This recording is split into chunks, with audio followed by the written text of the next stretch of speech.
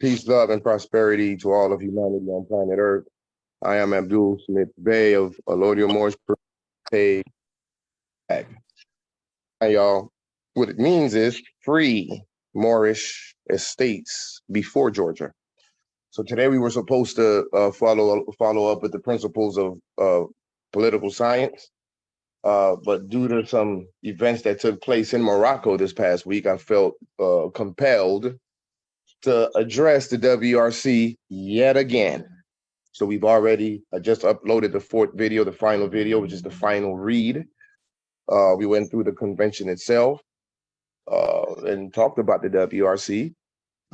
Those who had already been here, who are actually my students, could have asked their questions then, except they wait to get back to their state to slander the WRC.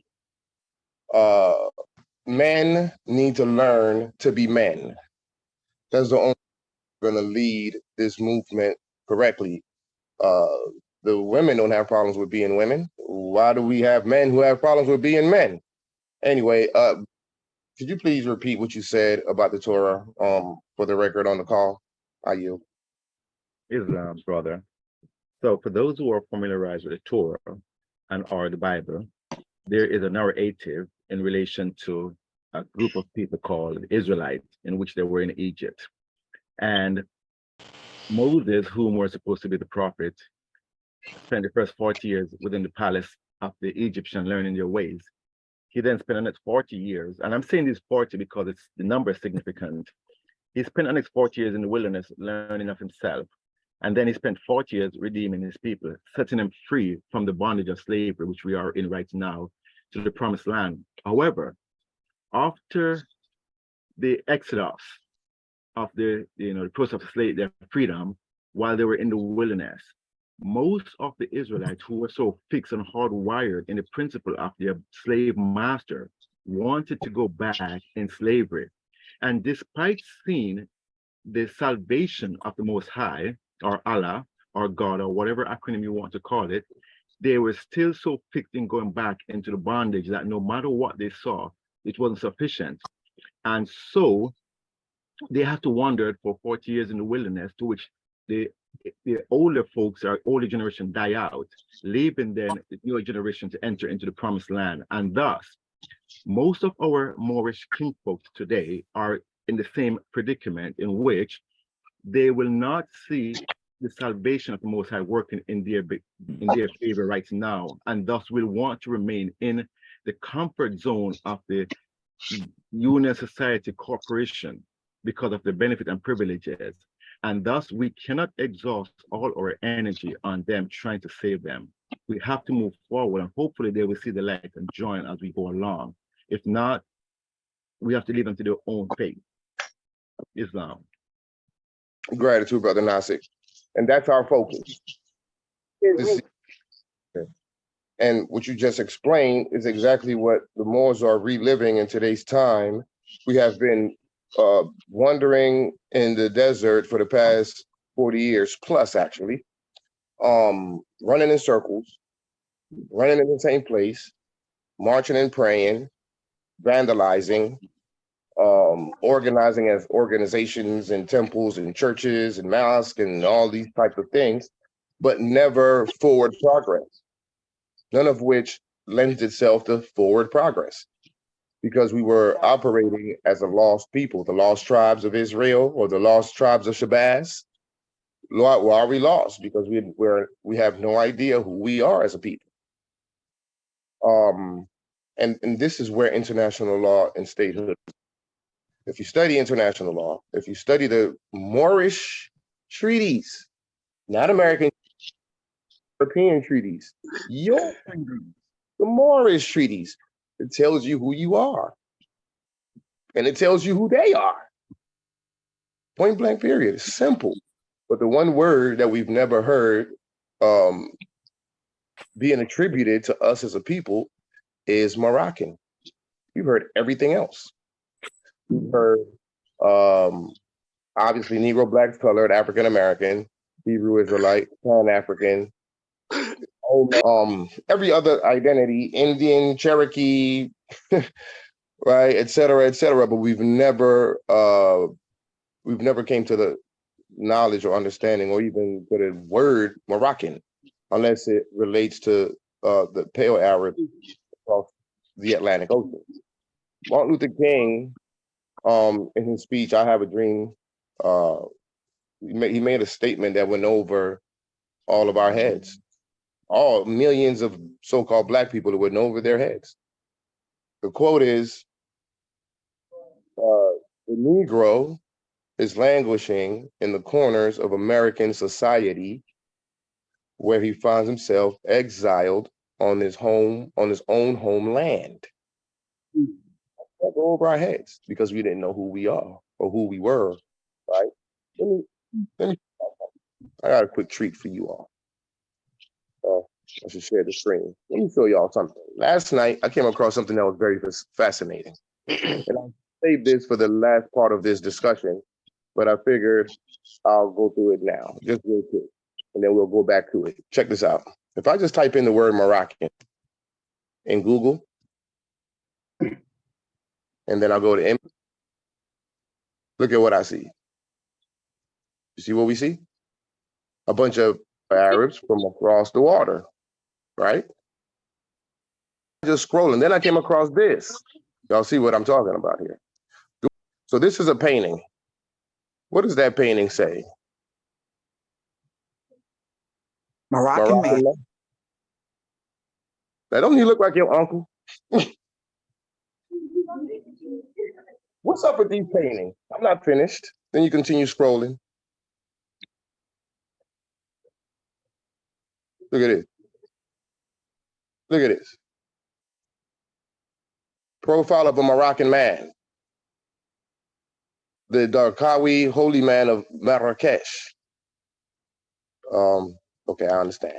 This guy here is Parashi the dancer. Look at the time period, 1895, 1900, 1876, 1895. Why we've never seen this before? I mean, this painting is not even calling him like the Black man or definitely not even Moorish American. It is the Moroccan man of 1913, painted by Jose Tapiro Ibarro. And if you continue scrolling,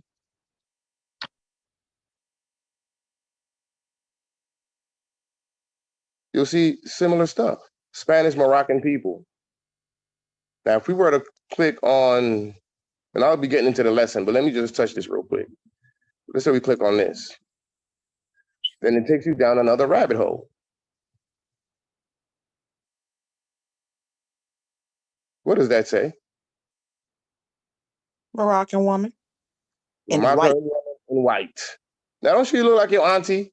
I mean, she look like that auntie that would twist your ear in discipline because you talk back to her. Come on now. Who are these artists? So-called artists, right? Painting these pictures. Zenaida Zerebriakova, 1928. Who else? Look at that.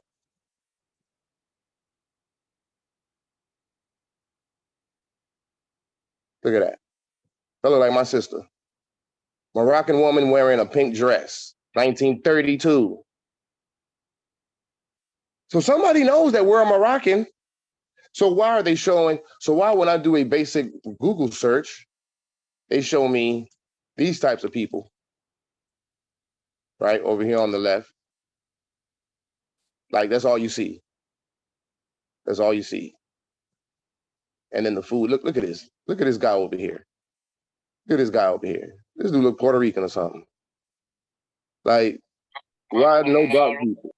You're the co-host now, good brother. I appreciate you. So let's get back. Let's go into the lesson. I just wanted to point this out, but this is very fascinating.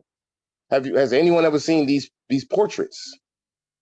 Like, literally referring to you as Moroccan woman wearing a pink dress, and then it looks like, look at this. You would expect to see Black woman from whatever written on the as a title, Black woman from California or something. No, a Moroccan woman. Fascinating. So, all right. So now one of the questions, let me pull up the convention. One of the questions is,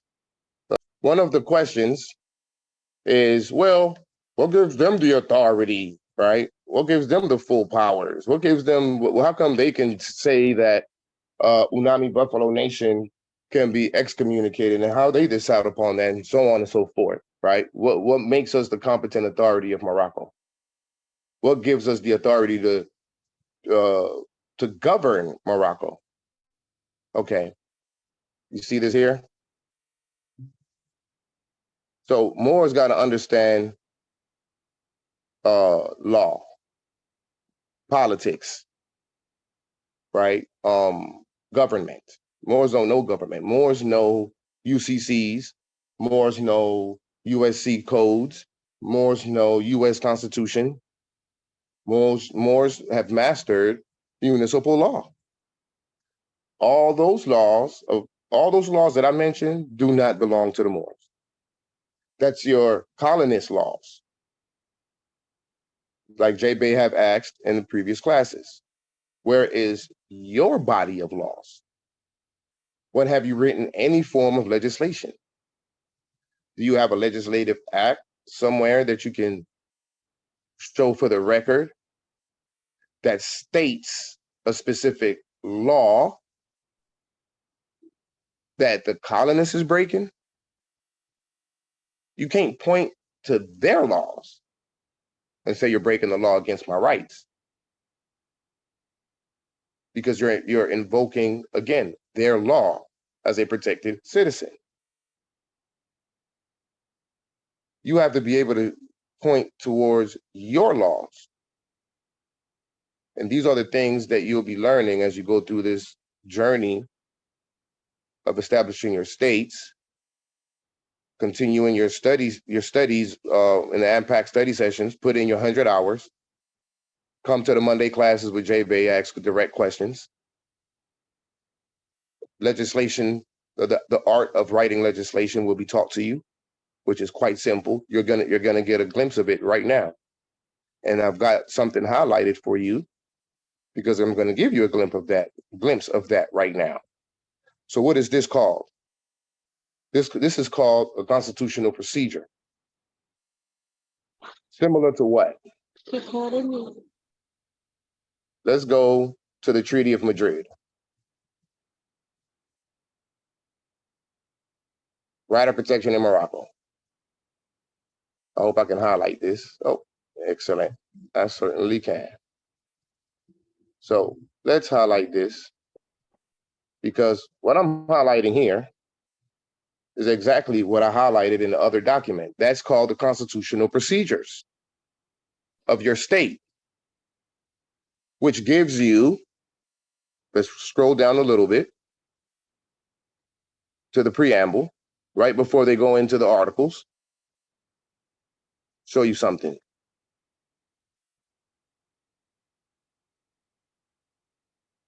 See this right here?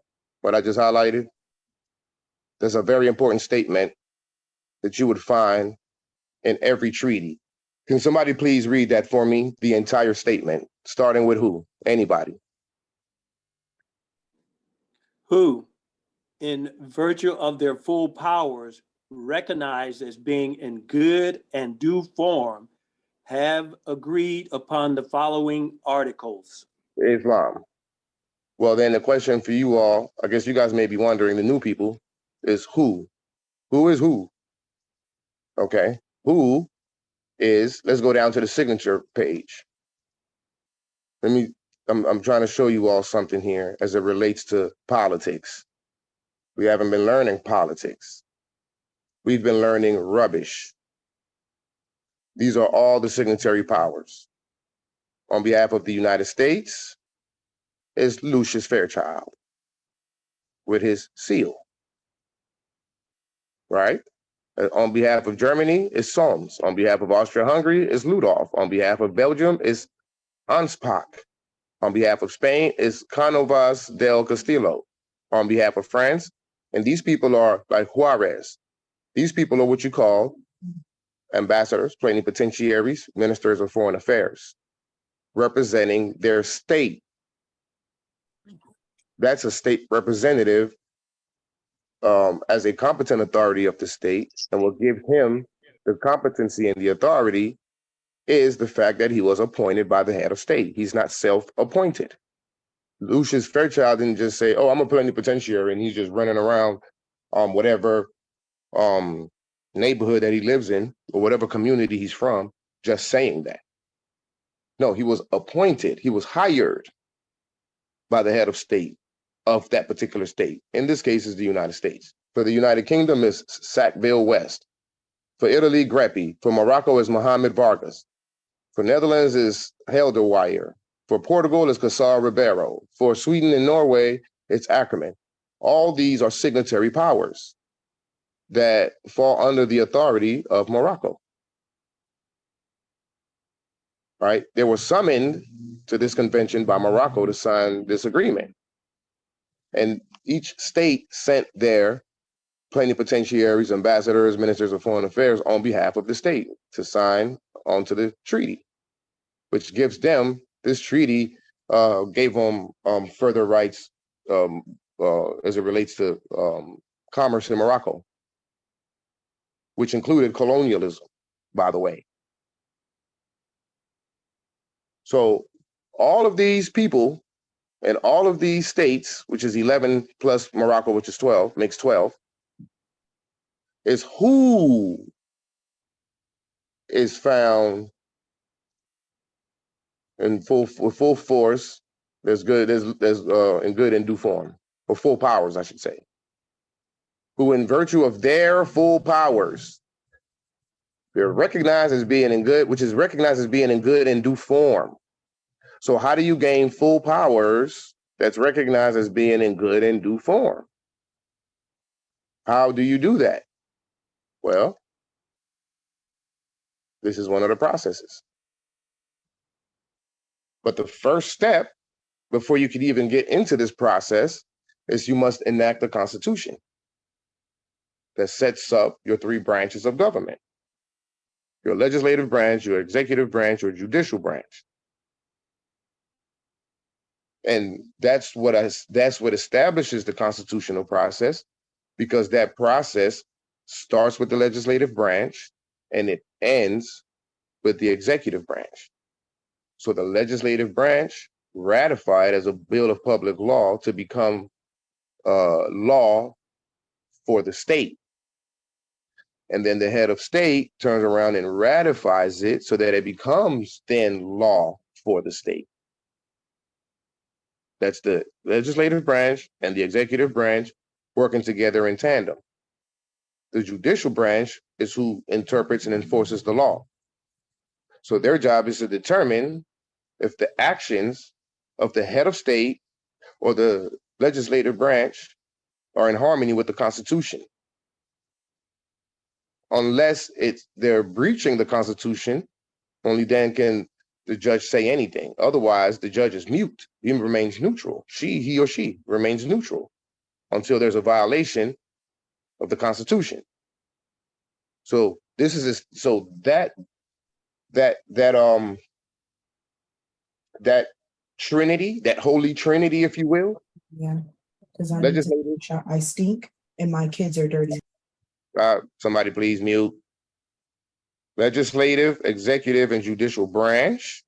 That harmony brings forth this legislative, or should I say, constitutional procedure that I just laid out here, that I have highlighted. Convention signed in Madrid, July 3rd, 1880, effective from July 1880. Ratifications exchanged at Tangier, May 1st, 1881. Senate advised and consent to ratification, May 5th, 1881. That means that the Senate accepted it as law for the United States of America. Ratified by the President of the United States, May 10th, 1881. That means that he accepted it as law. He signed it into law for the United States of America when he ratified it. Proclaimed by the President of the United States, December 21st, 1881. Proclaim means publish it, promulgation, right? Proclamation, notice to the world. that the United States is a part of said convention. Ratification of the United States deposited at Tangier. So now you have to deposit it wherever the treaty or the agreement was enacted. In this case, it was Tangier. The Act of Algeciras was in Madrid. So that means that all the signatory powers had to deposit the Act of Algeciras, their signature in the constitutional procedures with the diplomatic body in Madrid. Okay, amendment, implementation, and termination in part, provisions of the General Act of Algeciras of April 7, 1906, prevail over any conflict in provisions. Article 11, implemented by Article 60 of the General Act, extraterritorial jurisdiction in Morocco, relinquished by the United States October 6, 1956. Article 15, relating to Moroccan nationality, obsolete and without effect. That was a little, that's another lesson was being said there. We'll get to that lesson.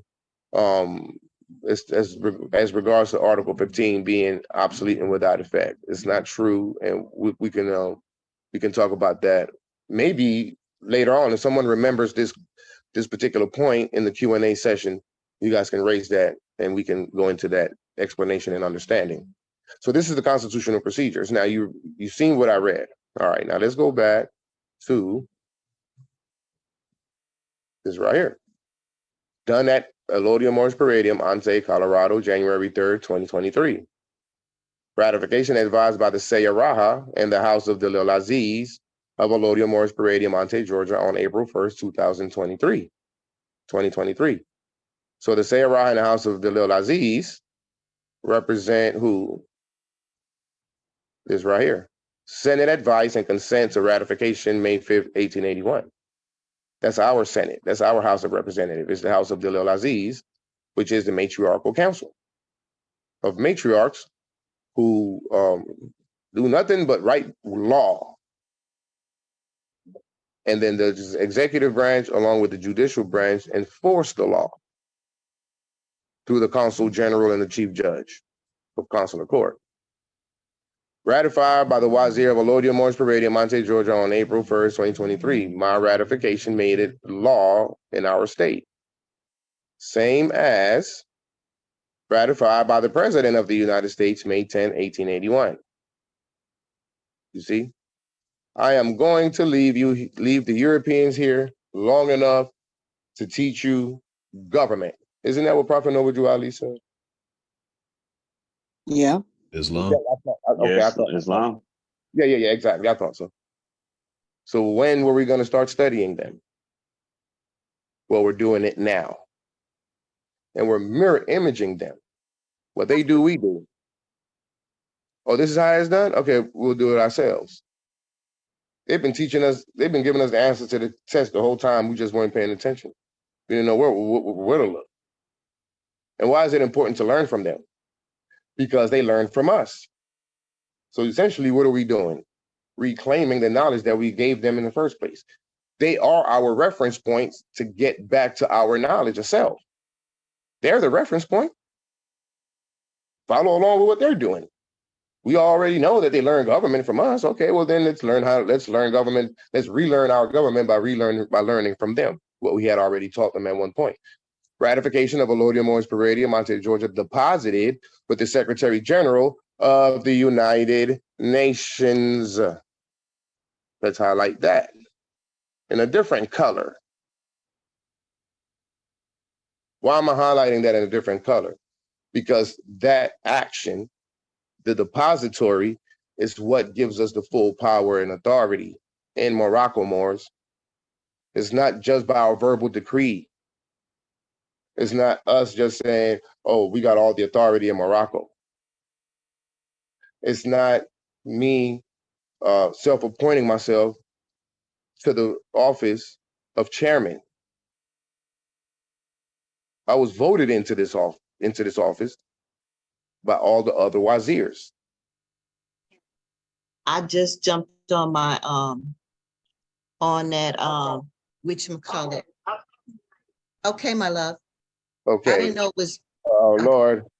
Hakeem, please. Islam. Please, y'all, please, please, please be mindful of your mute buttons. That would be very nice. There's a lot of people in here, which welcome everyone to the call, by the way. I appreciate your presence. And also I would beg you with my hands in a praying motion, be mindful of your mute button.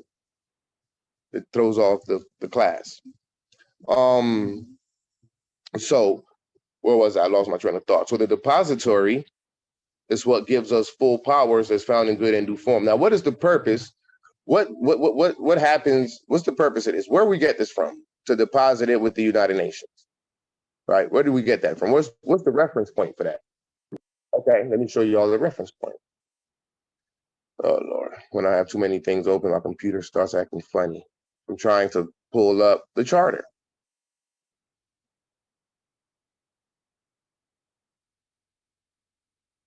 Let's go to the charter for the United Nations Charter. So we got to learn how to follow directions. But you have to study to find the instructions in the first place. Right here, miscellaneous provision. Somebody please read Article 102, Section 1, please, and Section 2. Every treaty and every international agreement entered into by any member of the United Nations after the present charter comes into force shall be as soon as possible be registered with the Secretariat and published by it. No party to any such treaty or international agreement which has not been registered in accordance with the provisions of paragraph 1 of this article may invoke that treaty or agreement before any organ of the United Nations. Gratitude, matriarch. So what gives us the authority is that we follow instructions. We follow directions. Excuse me, we are great followers. First of all, leadership is not in any means a privilege. Leadership is a responsibility. And we have assembled the Wazir Regional Council as leaders of this movement, which now gives us responsibility over everyone who gets involved with us. And it's not easy because we got to catch the Moors up, and Moors are coming with a lot of misinformation. But the point is, we just happen to be the forerunners, right? Who went through the arduous task of studying to uncover Illuminati secrets. Every treaty and every international agreement entered into. So I'm glad I'm able to just pull up the bottom tab now without having to close everything out.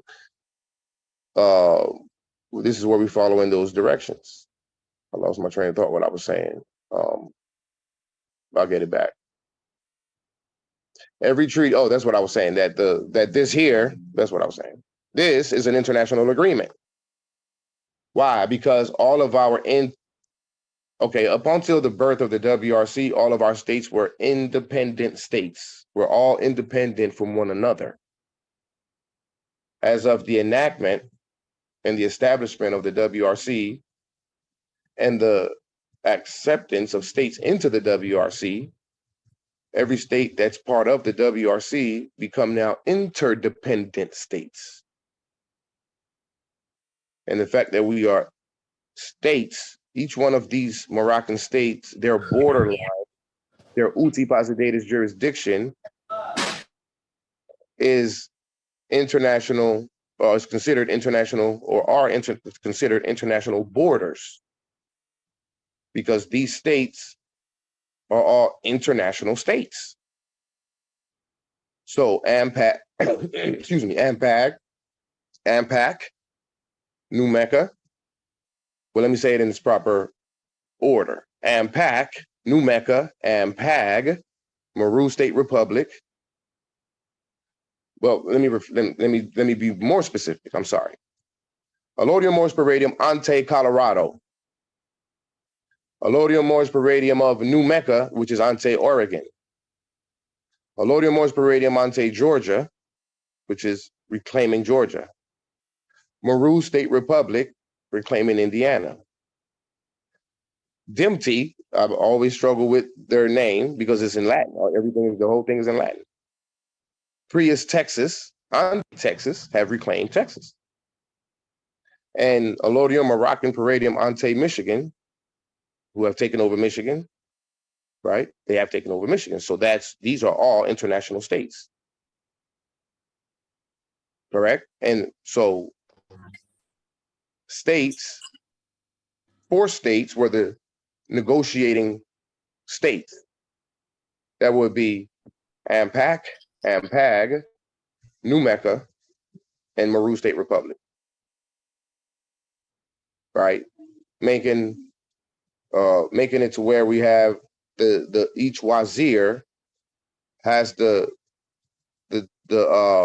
top positions, if you will. But we'll talk about the power of this group of Moors within the WRC. It's not greater than any other member state. But these are the signatory powers or the negotiating states. And so from those offices is where you would find the positions that govern the WRC itself, such as the chairman, and vice chairman and co-chairman. So, for example, representing AMPAG, I'm the chairman. Representing AMPAG, DeAndre Dre Bay, the wazir of AMPAG, is the vice chairman. Amir Hassan Ale, representing New Mecca, is the co-chairman, and Akil Bey, representing Maru State Republic, is also co-chairman. Everyone else, every other wazir that comes in thereafter as member states are just member states, right? So the wazir would be simply a member. We wouldn't hold the title of chairman, vice chairman, or co-chairman,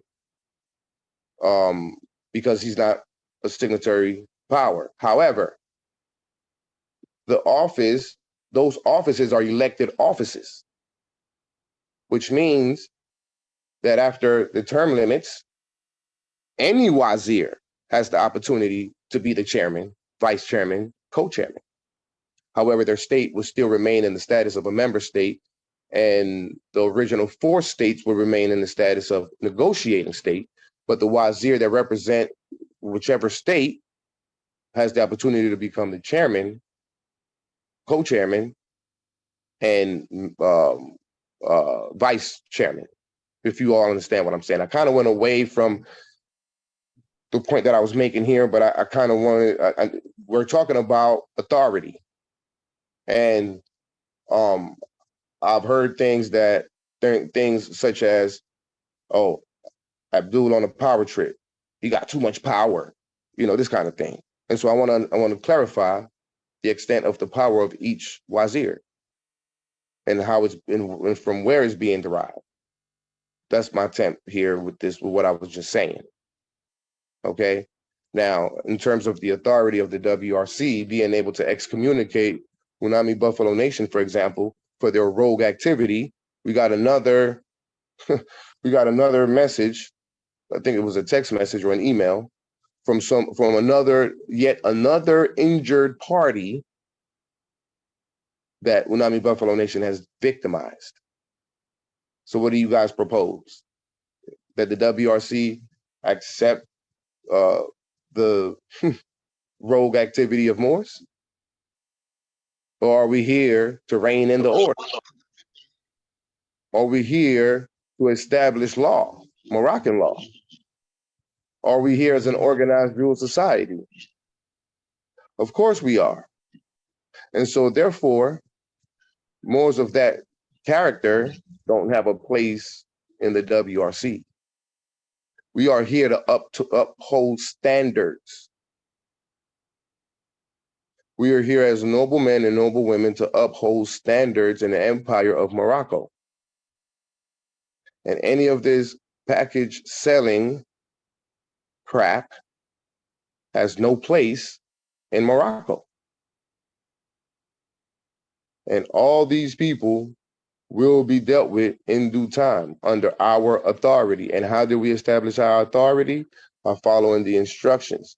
So the United Nations told you that every treaty and every international agreement, i.e. the WRC Regional Convention, entered into by any member of the United Nations, we are non-member states of the United Nations, after the present charter comes into force, shall as soon as possible be registered with the Secretariat and published by it. This is the other key word, published by it. What am I saying? Why is this a key word? Okay, so we deposit it, registered with the Secretariat is synonymous with saying deposited with the Secretariat. So we deposited with the Secretariat, the United Nations, and then the United Nations publishes it. Who do they publish it to? Well, the United Nations is composed of 193 member states. Those 193 member states is actually who came together to establish the United Nations. So 193 heads of state, right, representing their several states, are all sitting at this huge round table, enacting international law, resolutions, conventions, agreements, etc. So those 193 states is what I'm explaining here is mirroring is the WRC, except we just have 7 states. The United Nations has 193. It's the same concept. I'll repeat it again. I will leave the Europeans here long enough to teach you how to run government. Well, guess what? We've been paying attention. Islam, as I continue. So what they do, what the Secretariat's job is now to do is to publish it to all 193 member states. So we deposited it with the Secretariat, and then the Secretariat say, okay, all right, Honduras, China, Russia, Jamaica, United States of America, France, Panama, Mexico, all 193 states. Okay, they blast out correspondence, letting all those countries know that there was a depository made by the Minister of Foreign Affairs or the representative of AMPAG, New Mecca, the WRC.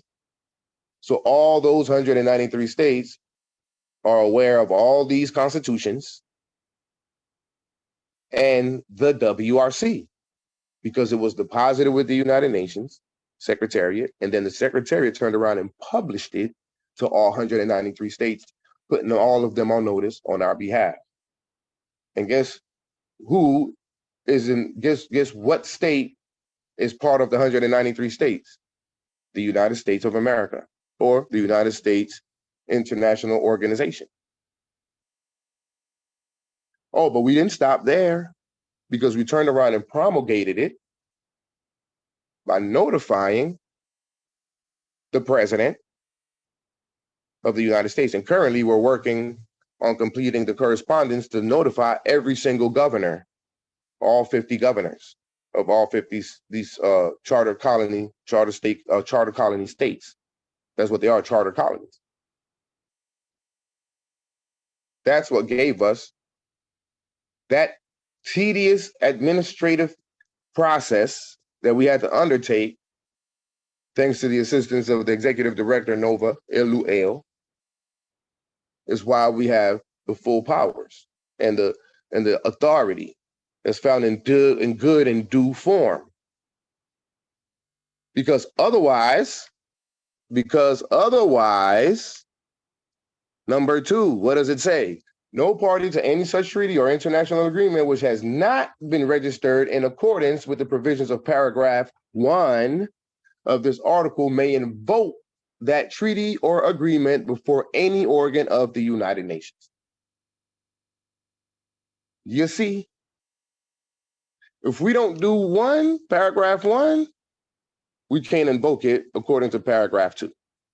So now we can invoke the authority of the WRC against the colonists, the foreign Americans, any other foreign nation And you damn sure know that we can invoke it against our own Moroccan Moors, our own native Moors, our own Moorish subjects. What's another reference point for that? Okay, it's very interesting that this is in Article 102, because if we go to the Treaty of the Act of Algeciras and we go to Article 102, excuse my scrolling, I'm trying to get straight to it.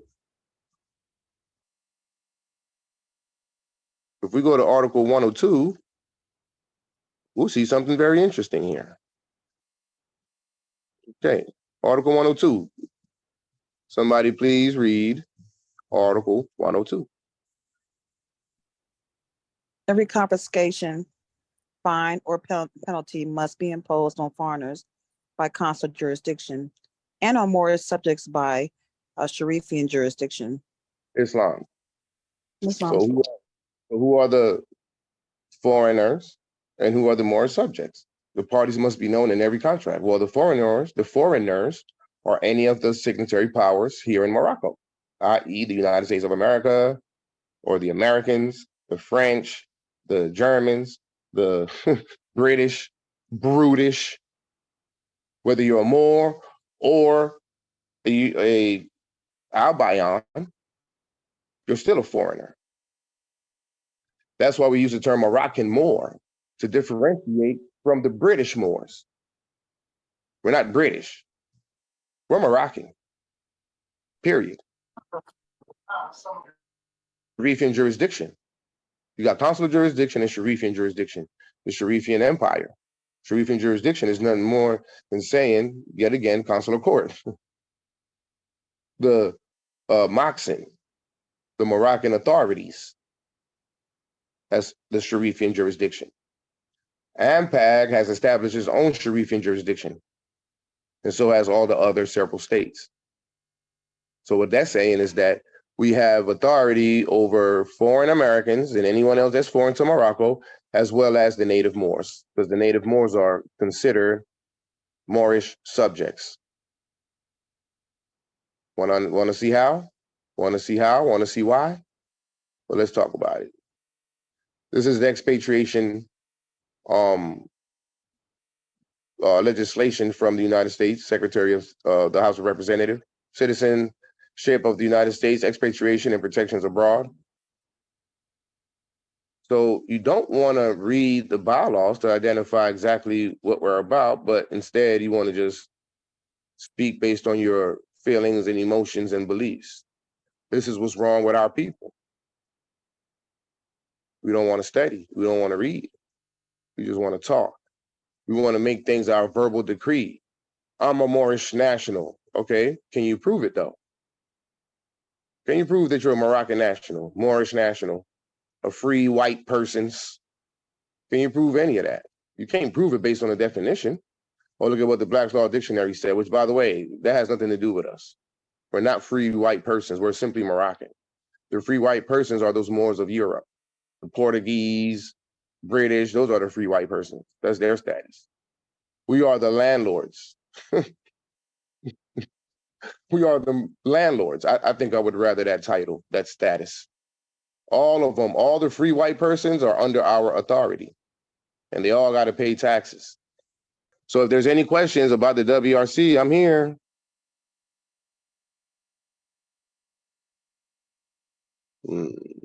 Islam, Kazi and Maru State Republic.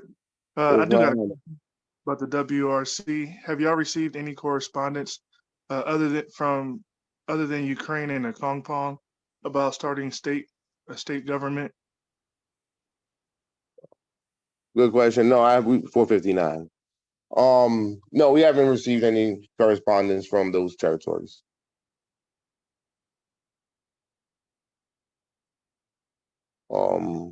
Answer your question? 459. I think it's way Islam. out. Thank you. Any other questions? Those who have questions about the WRC to chime in and ask their questions. Yeah, I have a question. I'm here. So, as the Wazir of Vita, California, I just was wondering what's the influence of the WRC over Wazirs, And do y'all have permission to interfere in state business without talking to the Hajib or the Wazir? We've talked about this already, sir. And we don't have authority over the Wazirs, sir. The Wazirs Thank you. are part of the WRC, sir. And the Wazirs have one vote, one power vote. So we all have the exact same equal power, sir. Does that answer your question? I thought you was gonna say sir again. What I'm saying is not about the WRC power within its structure. My question is, what is the boundaries between states and their sovereignty and how to handle business within their states? And how do you separate the two? Can you use your influence to over other people's states as the wazir or the chairman? Is that a thing that you have the ability to do? No. And we've talked about that already several times, keeping in mind that the convention is available for all to read. So any questions that a wazir would have, it would be incumbent upon him to pull up the document and read it and make himself approve. That's called studying. But no, as I've said before, we do not have, the WRC does not have the authority to intervene in the sovereignty of any other state. The WRC is here to assist all the several states, but more specifically, we're here to form what's called erga omnes parties, right? Coming together as one body to take the United States to the International Court of Justice. The focus is decolonization, not our own individual state. And in order to focus on decolonization, the focus is the empire of Morocco coming back online. It's not about California on their own. It's not about AMPAG on their own. It's not about Maru State on their own. Let them do what they do. We're going to do what we need to do over here. That lends itself to a lack of unity. And the WRC is all about unifying the states, as I explained earlier. Until you become a part of the WRC, you will be an independent state.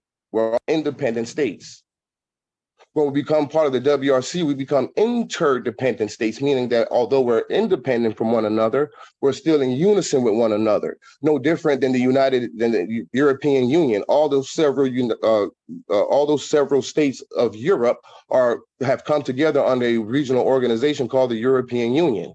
Brazil, Russia, India, China, South America, they came together to form the BRICS. All those several states came together as one to deal with the United States currency. So that being the case, no one state has authority over the other. The international organization known as the BRICS, which would be similar to the WRC, is there to speak on behalf of those several groups against the United States.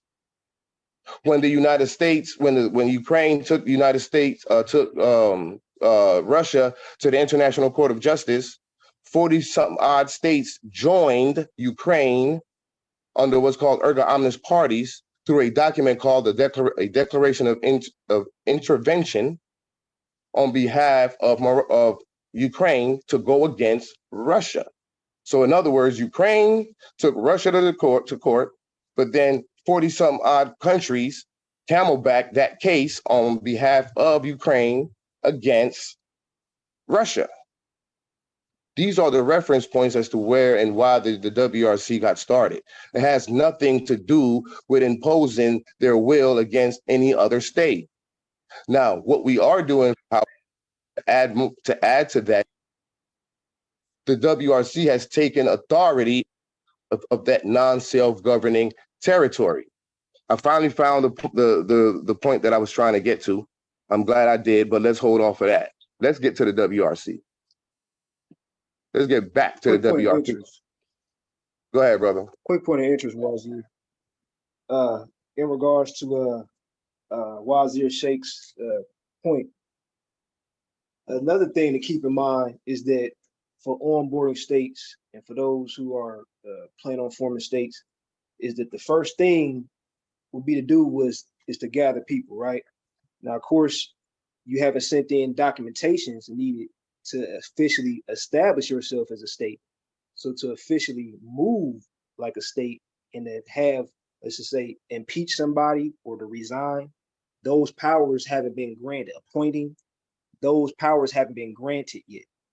So if those boxes have not been checked, the actual threshold that you're in is called a political group forming. So being that it's a group of Moors forming a state. Now, if you're familiar with the Declaration of Independence opposed to the Constitution, you can send in the Declaration of Independence. That's just intent on paper. That's not granting you powers. So another thing is that as far as us moving in a certain threshold, we got to understand what actual dominion you're in. So to move like a wazir and to be a wazir is two different things. Because what if the political group never falls through and makes a state? That person was truthfully never a wazir and whatever they were. Point of privilege. Yeah, go ahead. What comes first, a state or empire? The state comes first. The state comes first, kind of like independent states. Point of privilege. So the state has to be the independence of a state or portion of the globe has the right to exercise the exclusion of any other state. So in order to have a state, you have to have a territory, a population, and effective government. That's what's necessary. So that would come first, correct? That's what a document. Once you send it to where it needs to be sent. Hold on, brother. Go ahead, finish. Go ahead. You go ahead. Go ahead. Oh no, you got it. No, go ahead. Because I was trying to make a point here, but you interrupted it. Go ahead. Just go ahead and finish your point, and then I'll come in. Go ahead. Okay, right on. But yeah, that's what a state is, right? And until that state does what they have to do first, which is deposit it where it needs to be deposited properly, because you can deposit it all day. If it's not done properly, you're gonna find out it's not done properly. So, and the first thing is to, like what you said, create a state, but you gotta document it properly, officially first. That's the first thing. But before that, you gotta obviously plan yourself as a state, get the elections going, all that stuff. That's obvious. But I agree with that. And so that's correct. Hold on, Hakeem, real quick. So what you're asking is what I've already explained. The states come first. Why? Because the state itself has authority over an organization such as the Wazir Regional Council. The Wazir Regional Council is not a state.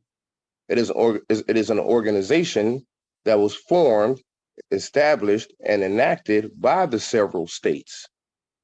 Now, the WRC also represents the placeholder for the Moroccan Empire. At some point, is going to transition into the Moroccan the Moroccan Empire Treaty Organization. So, in order for the Empire of Morocco to come through its three branches of government, it has to start with the several states.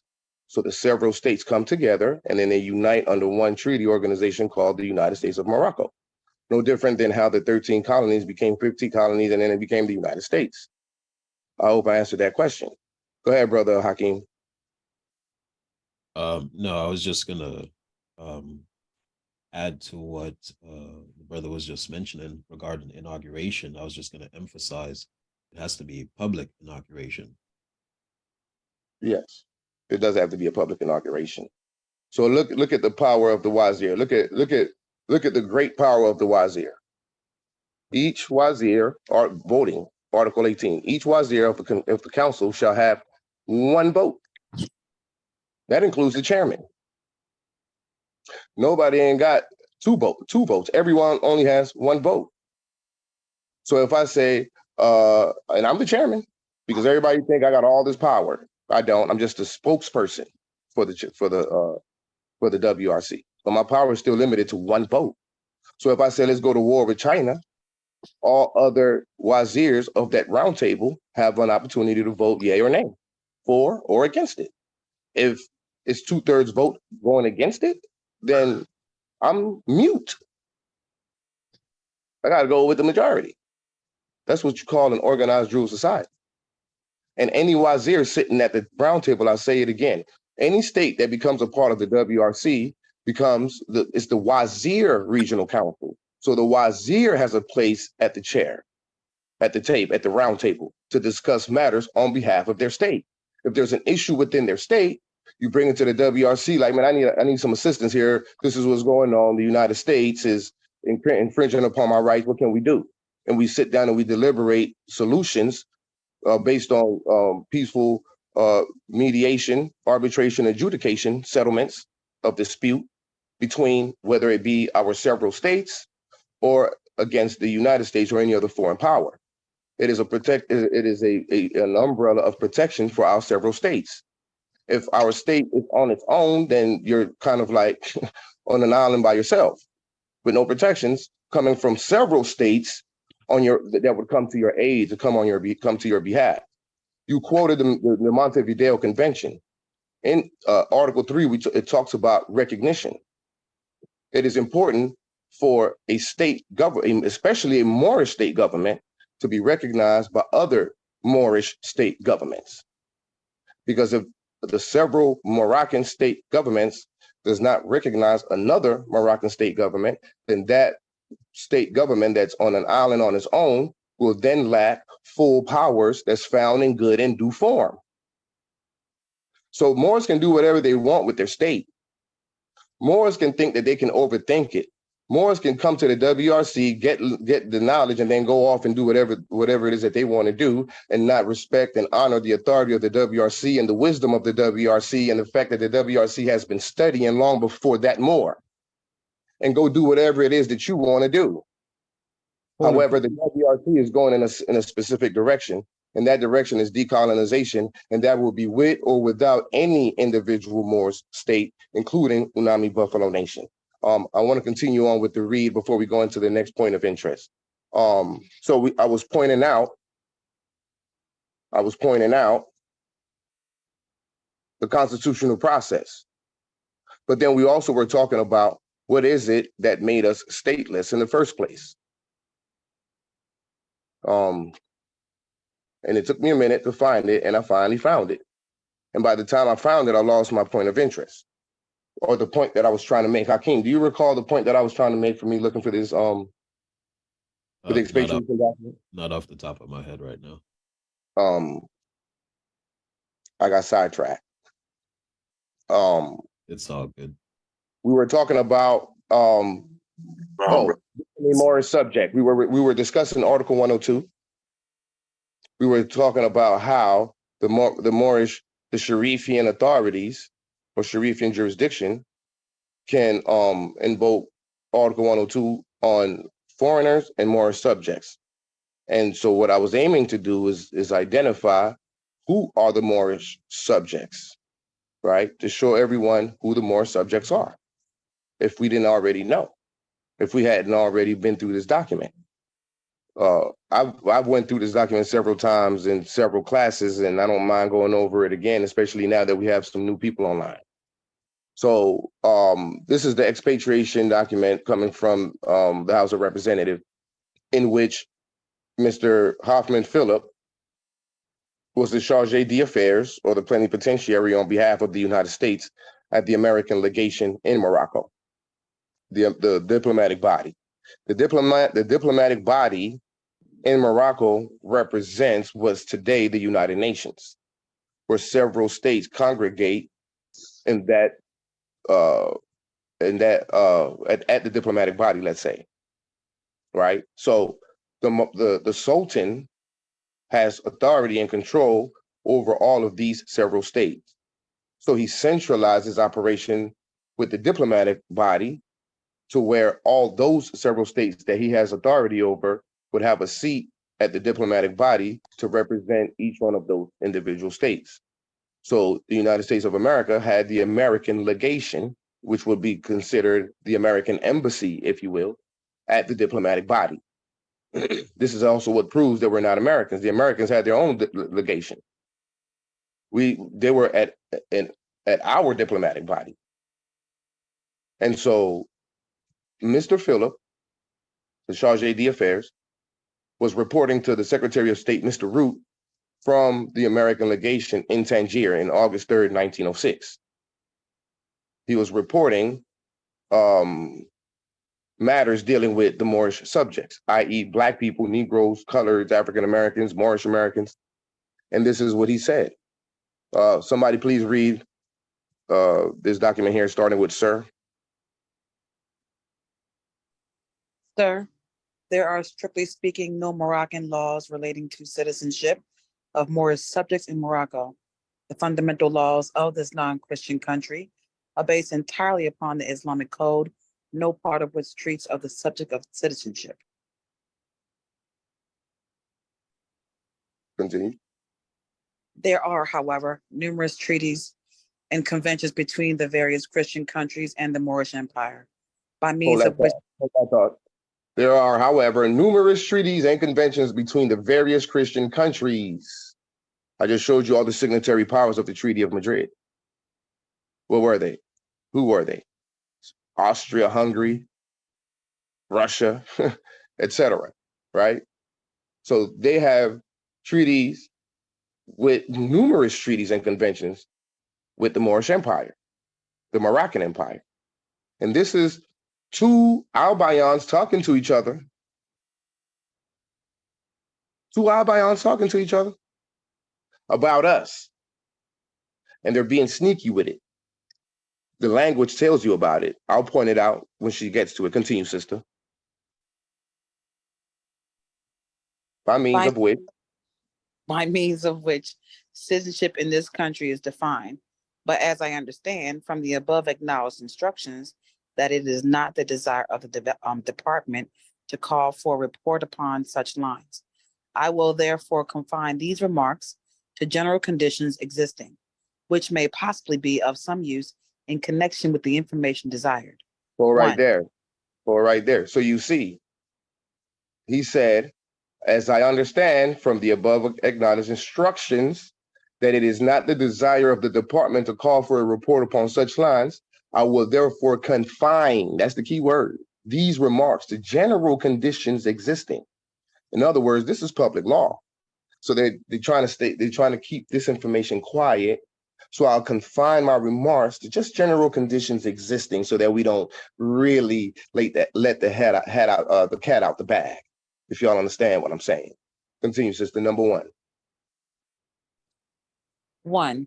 Citizenship in Morocco may be said to be governed by the laws pertaining to the same in other countries, with the exception that all persons residing in Morocco who cannot prove foreign citizenship or protection are considered ipso jure as Moorish subjects. Hold that right there.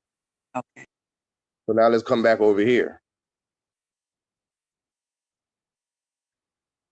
Moorish subjects. Who are the Moorish subjects?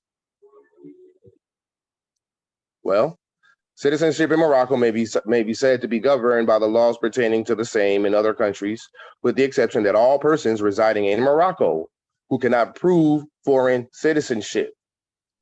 So can Moorish Americans prove foreign citizenship? When we say I'm a Moorish national, I'm a Moroccan national, you have no authority over me. You don't have no jurisdiction over me. Well, can you prove foreign citizenship? Who is the head of state? Who is the consul general that's supposed to come get you out of this jam? Who is the minister of foreign affairs? Right? Continue, 2 and 3. 2 and 3. Moorish subjects lost their nationality only by becoming naturalized in or protected by another country having treaty relations with the Moorish Empire. Okay, stop right there. Moorish subjects lost their nationality. So how do we lose our nationality? By falling out of the constitutional fold of government. That's why Noble said, I'm calling on all you true Americans to help me bring my people back into the constitutional fold of government, because they fell out of it and therefore lost their nationality. How? By becoming naturalized. Why are you Moorish Americans? Because you're descendants of Moroccans who were naturalized in the American jurisdiction. Born in American jurisdiction, naturalized in American jurisdiction. Noble knew that this is not America. He knew that this is Morocco. So it was a code. He's saying that you were naturalized in a foreign jurisdiction called America, i.e. Moorish American. You have taken on the last name of the family that has adopted you. In this case, would be the Americans through the Naturalization Act of 1870. We know about the Naturalization Act. We know that we have been naturalized. Well, that's how we lost our nationality. And we became protected under their authority, under their laws. And they happen to have treaty relations with the Moorish Empire. That's where they're getting their authority from. You got to understand this.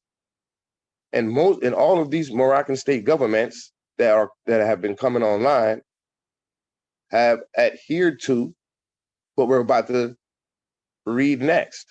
Because Hoffman Phillip, the representative, the charge d'affaires that was reporting to the Secretary of State, right? He's reporting from Tangier, from the diplomatic body. He's there every day with the Moxen, which is the Moroccan governments that operate on behalf of the Sultan. So he's dealing with the Moroccan ministers of foreign affairs and the other government officials of the empire, exchanging information. So obviously he knows what he's talking about. And so then he goes on to reaffirm his position on what he was telling Secretary Root based on Article 15 of the Treaty of Madrid, Right of Protections in Morocco of 1880. Go ahead, sister, please read that. Okay. Any subject of Morocco who has been naturalized in a foreign country and who shall return to Morocco shall and having remained for a length of time equal to that which shall have been regularly necessary for him to obtain such naturalization, choose between entire submission to the laws of the empire and the obligation to quit Morocco, unless it shall be proved that his naturalization in a foreign country was obtained with the consent of the government of Morocco. Foreign naturalization heretofore acquired by subjects of Morocco according to the rules established by the laws of each country shall be continued to what? Them. Oh, them. I can't even see that. Okay. Them as regards all its effects without any restriction. The above ruling has never yet been acted upon, and should this at any time be contemplated seriously, a large number of naturalized people, American and others, residing in Morocco would be affected thereby. Hold that right there. Okay. So in 1870, they came with the legislative act known as the Naturalization Act of 1870 that naturalized all the Moors across Morocco in the several territories, whether it be Great Britain, Spain. In this case, we're talking about the United States, right? So Moors have been naturalized across the world, right? Okay. So then if we know that to be the case, what is the very first line? Any subject of Morocco who has been naturalized in a foreign country. What is the foreign country? Russia, Germany, Great Britain, Spain, United States of America. Notice that Honduras is not one of the signatory powers. Notice that Panama, China, well, China is to a degree. Many of these countries, Brazil, because what we're talking about here are the colonists. All those countries that are signatory powers with the Moorish Empire were colonists. Let's remind ourselves of something, and this is where we got to clear our misconceptions. We're no longer emperors and empresses and sultans and sultans and kings and queens. We're now heads of state.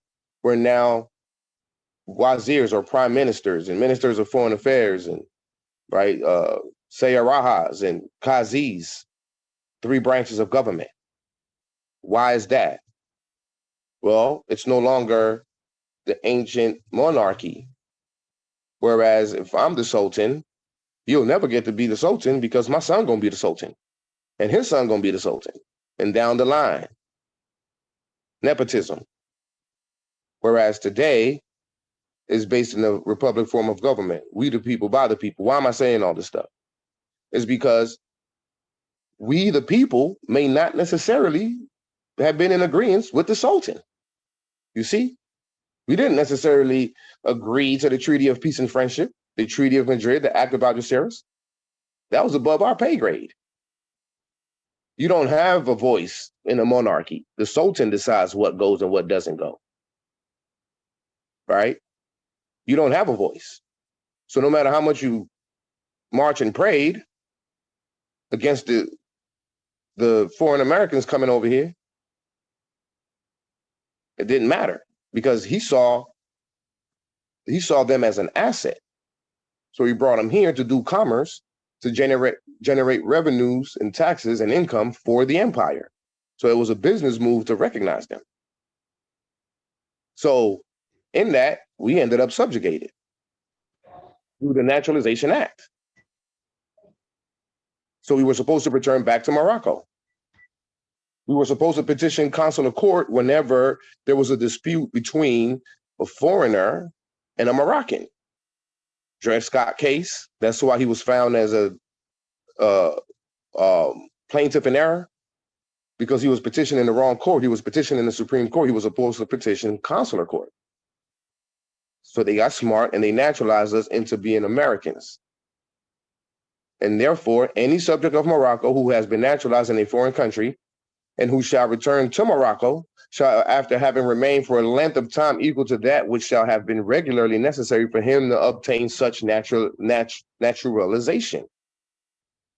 He must choose between the entire submission to the laws of the empire and the obligation to quit Morocco, unless it shall be proved that his naturalization in a foreign country was obtained with the consent of the government of Morocco.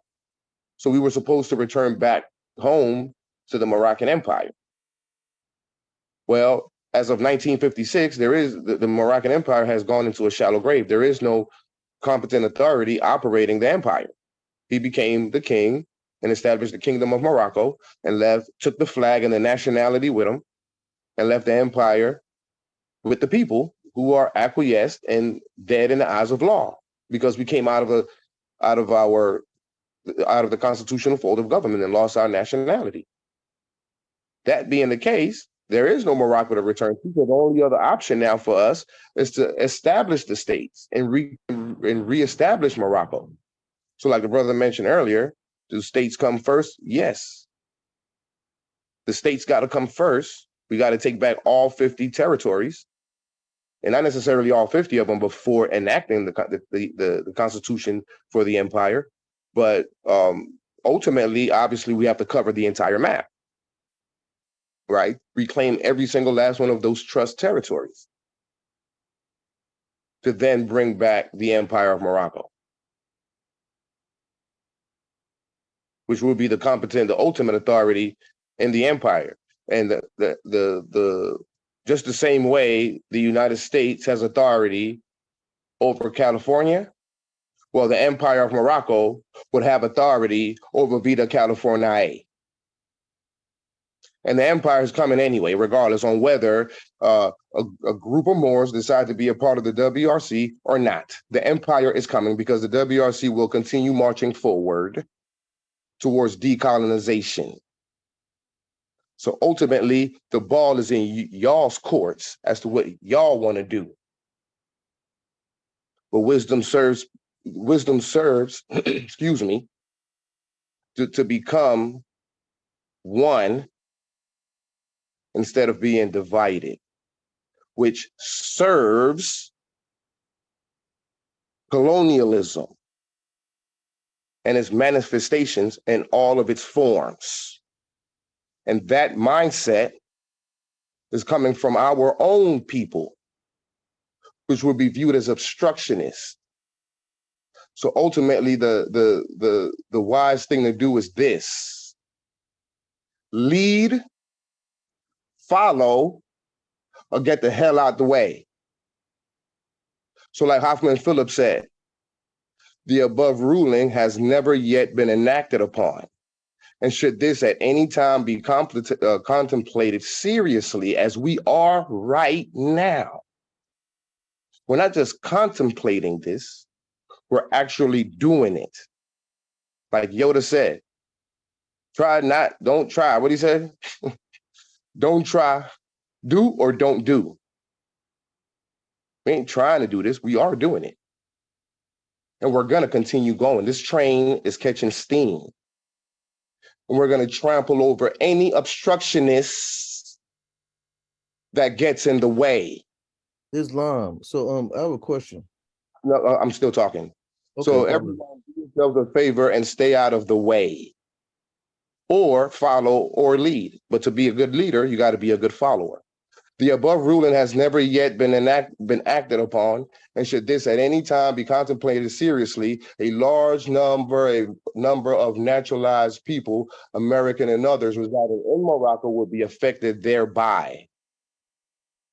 That means that the foreign Americans are being affected by receiving all these constitutions from all these Moroccan states. That has been done in a competent way, with full powers that has been found in good and due form. Problems the whole time, Morris, has been that we out of our constitutional fold of government. We lost our governments. That's it. That's all. Now, let me point out, foreign naturalization heretofore, I forgot to mention that. Heretofore meaning from here on out, right? From this date going forward.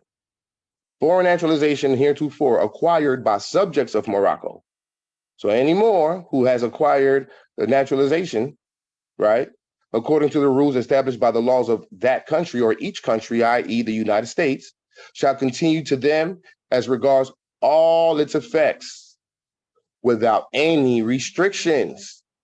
So this is where they get the authority to do whatever the hell they want with us, according to their laws, because we have acquiesced and remained in their jurisdiction as Americans, calling ourselves Americans, Black Americans, African Americans, Moorish Americans. And we're none of that. We're not Americans. And this is not America. So what we have done now is chosen between entire submissions and went back to the empire by going back to Moroccan law, reestablishing Moroccan law through the Moroccan states. This is what they didn't want us to catch. This is what they didn't want us to come to the knowledge of. This is the Illuminati secret. When they say the New World Order, it's not the Rothschilds and the Rockefellers and the United Nations, so on and so forth, taking over the world. It's the Moroccan Moors coming back into existence and taking back control of the empire. That's the New World Order. That's the change of the guard. And that's what's coming upon them here real soon. It's not too far off, Moors. We are being petitioned by many states. And we're constantly having so many different mediation meetings with these several states because we're having problems with Moors. We're not having problems with the colonists. We're having problems with our own people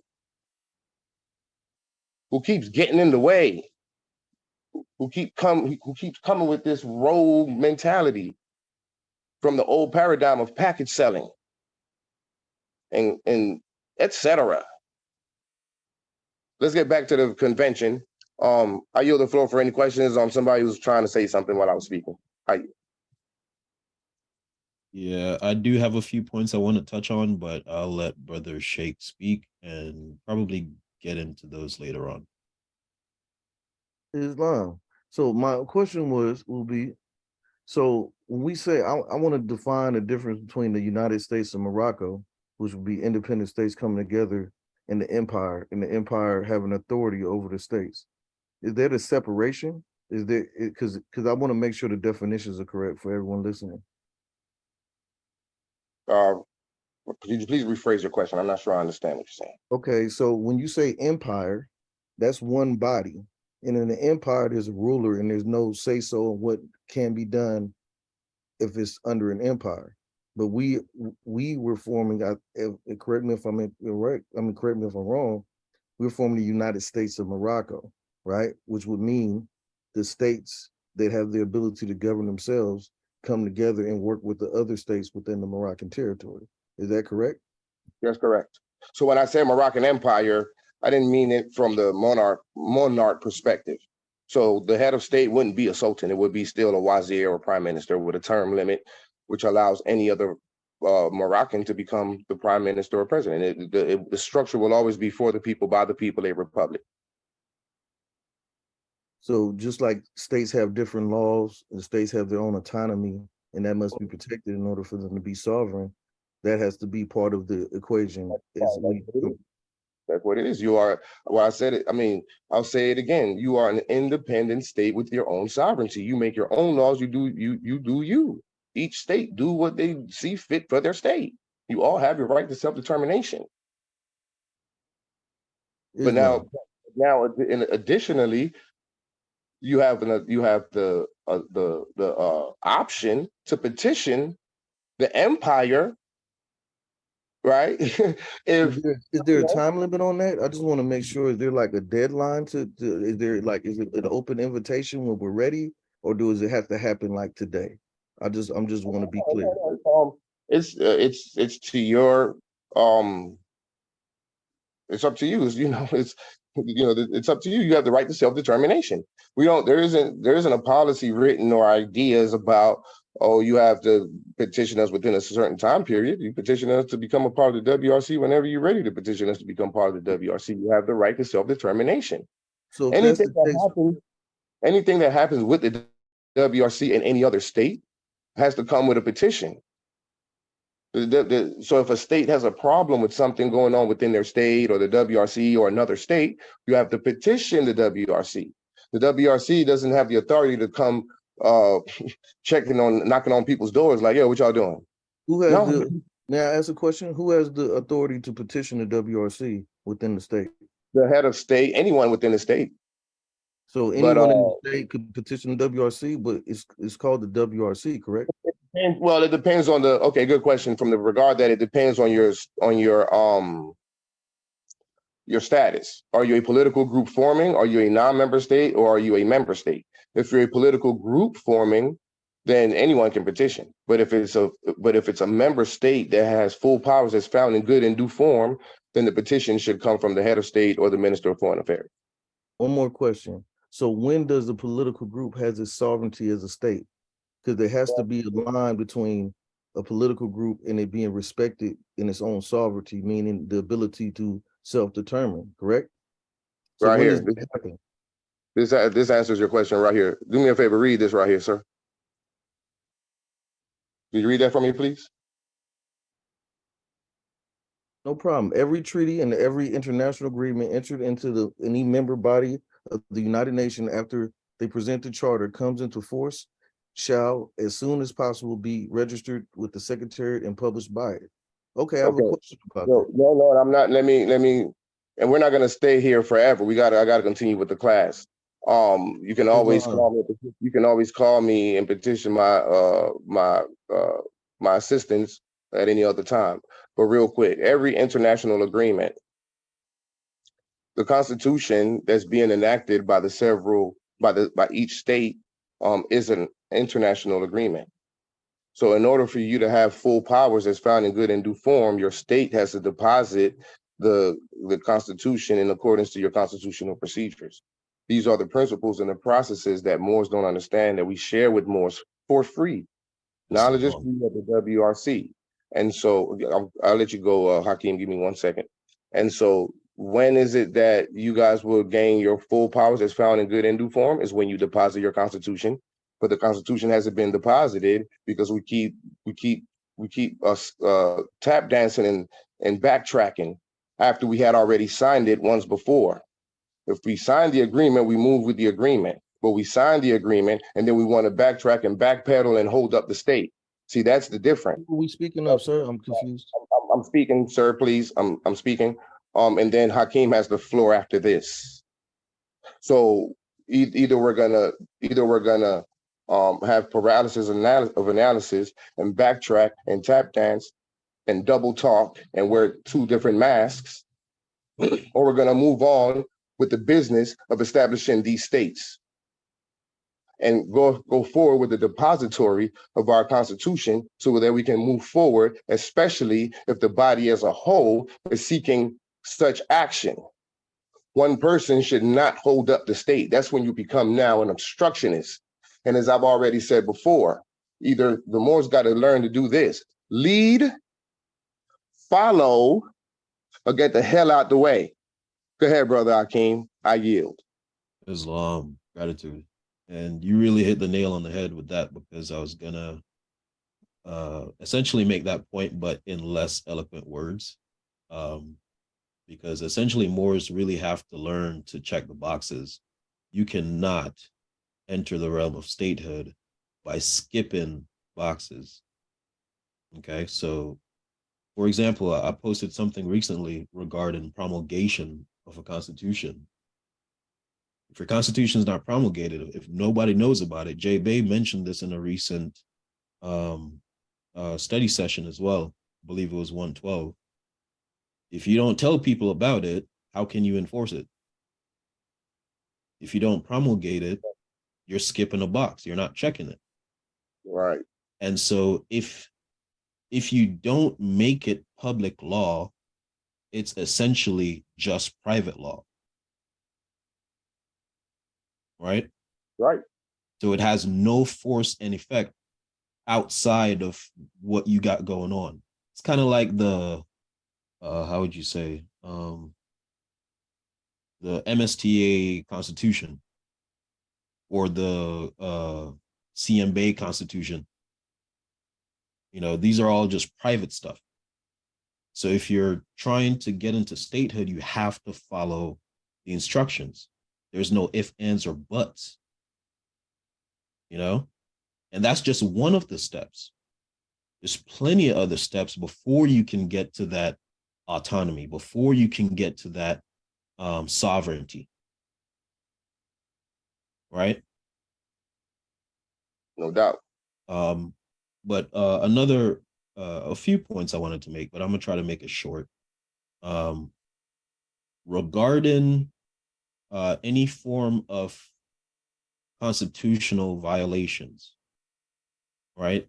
Because as I'm sure we all are aware, Brother Sheikh shared the statements in the AMPAG media thing earlier. And so I'm sure everybody had the chance to read it. Regarding violations of constitutions, it's up to the nationals of their state to deal with officials who violate their constitution.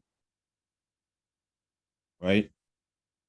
Now, That's right. that does not mean that people outside of your state can't condemn violations. Other nations around the world do it all the time. Right?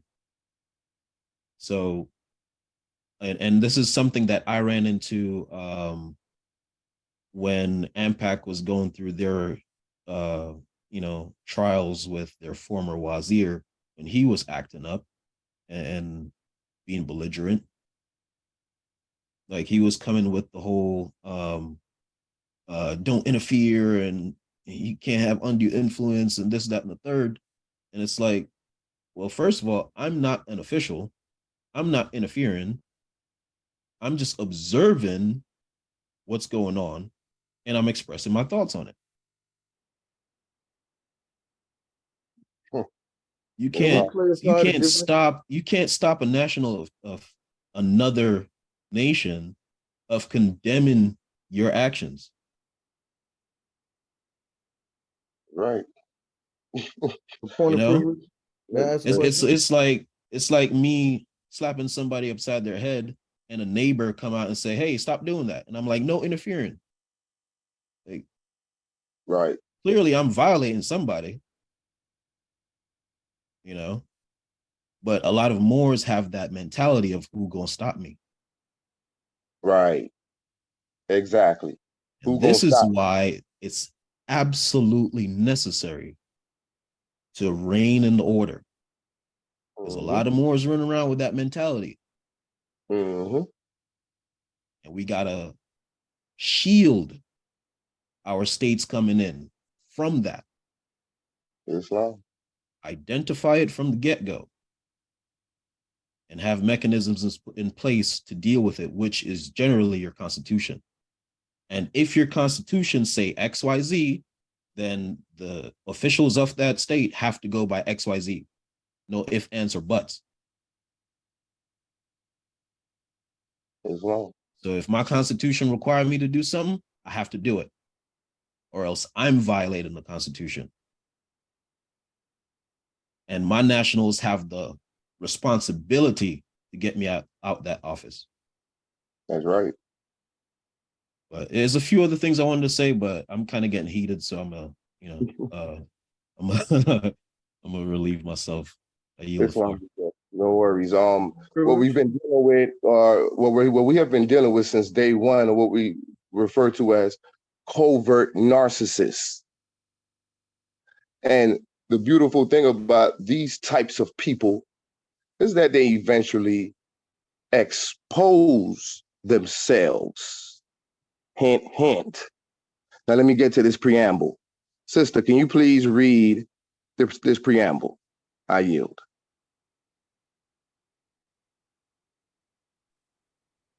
We, the competent Moors of the Empire of Morocco, do hereby establish a multilateral convention by the member states, parties to the convention, and have combined our efforts to reign in order of unity and accountability through the Moorish Empire. Bearing in mind that the Wazir Regional Council and its recognized Moorish states shall be guided by the norms of treaties and international law, with a view of preserving the purpose and principles concerning the sovereign equality of modern Moroccan states and the maintenance of international peace and security. Hold that thought right there. Hold that thought right there. All right. Now, the preamble to any document gives you the mission and the vision for what the organization is about. So, intelligence tells me that if someone has so many questions and concerns about the WRC to the point of slanderous language, then at minimum, read the preamble. Have reference points for what you're saying. The WRC does not reject the challenge. However, come with the reference point. If you come and you say, listen, I'm seeing here that Article 25 says that, or it alludes to the fact or the idea that the several states are subjugated by the WRC, excuse me, then now you're talking. Now we can have a conversation. Now we're dealing with intelligence. And we can discuss the matter. Oh man, I do see how where you can get that from. Well, how would you propose to reword it and amend said article? Because one of our mottos and slogan is, we are all in this together. We promote unity amongst our states. We care about each and every single one of these states coming online. We're not going to be concerned about just the or just AMPAG or just AMPANY. We are all in this together. We will share each other's documents, each other's legislation. If you don't know how to do something, we show you how to do it. We'll give it to you. You take it, you reword it to make it match your state. That's what you call an organized dual society of competent Moors who have came together in unity under love, truth, peace, freedom, and justice to uplift fallen humanity. So any verbiage and language that promotes division is where we have a problem. Is where you become an obstructionist. And the pen will deal with colonists and obstructionists, specifically those who look like us. Because as I've said before, we've had nothing but problems with our own. Period. We, the competent Moors of the Empire of Morocco, do hereby establish a multilateral convention by the member states parties to the convention, and have combined our efforts to rein in the order of unity and accountability. That's what the Moors don't like. That's what these narcissists don't like, is accountability. This is where we get the term rogue Moors from.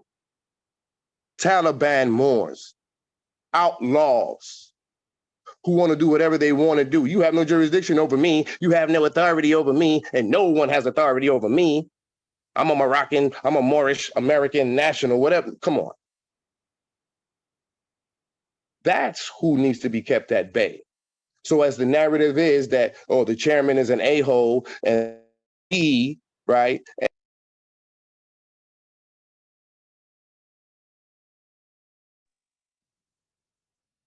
Etc. Let it be known. I have no problems with me being viewed as an a-hole. Let it be known. Make it a narrative for the empire of Morocco. Because essentially, all you're doing is letting all the other rogue Moors know. Be careful when you go over there. You might not get through. Oh, and I'm executive director Nova Ilu Ale as well. Things about her. I don't like Nova. I don't like Nova. Grown man. On a privilege. Because that female is holding you accountable. So let it be known that Nova and Abdul are a-holes. So that the only people that get through are the noble men and women who we seek to work with. Those who have the eyes to see and the ears to hear, who truly care about their people, who want to come in unity to reign in the order in Morocco and take back control of our vast estate.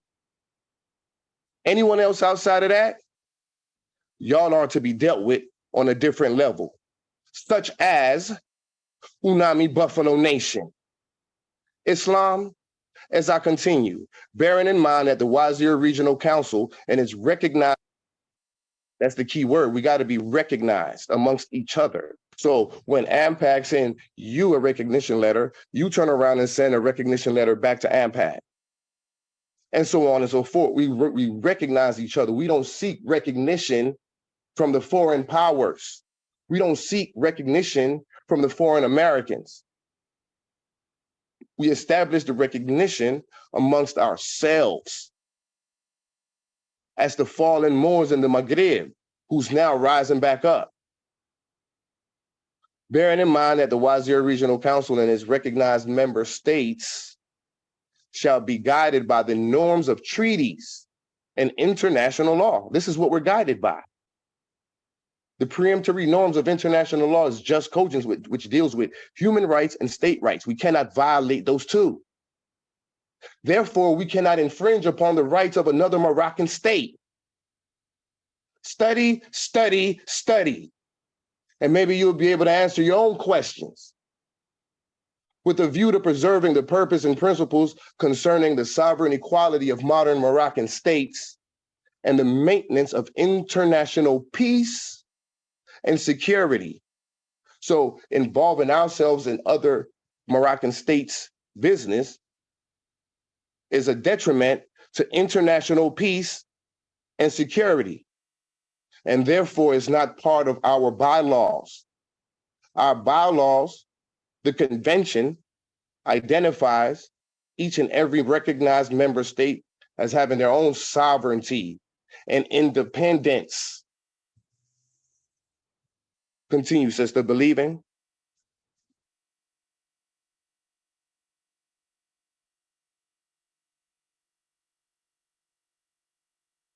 Sister, are you there? I'm here. I had lost connection for a second. My apologies. You ready for me to read? Yeah, go ahead. Okay.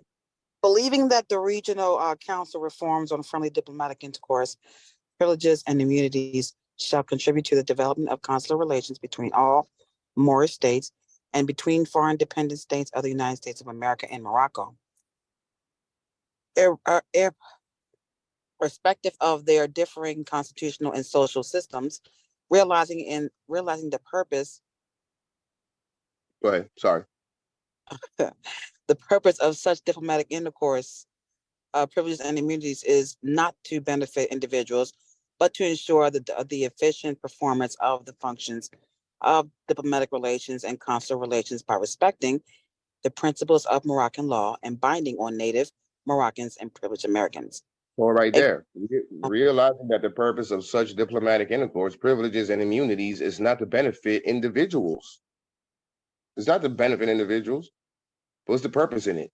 To ensure the efficient performance of the functions of diplomatic relations and consular relations by respecting the principles of Moroccan law as binding on native Moroccans and privileged Americans.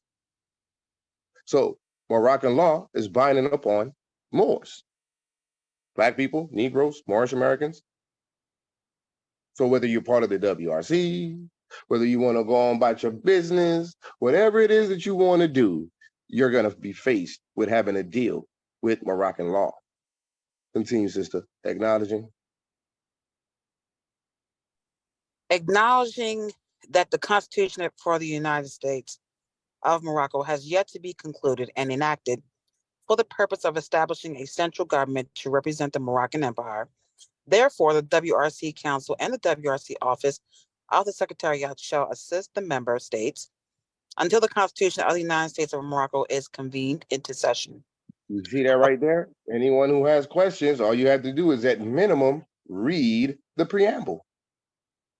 Acknowledging that the Constitution for the United States of Morocco has yet to be concluded and enacted for the purpose of establishing a central government to represent the Moroccan Empire. So it's not going to be a monarchy in terms of an empire with an emperor or sultan.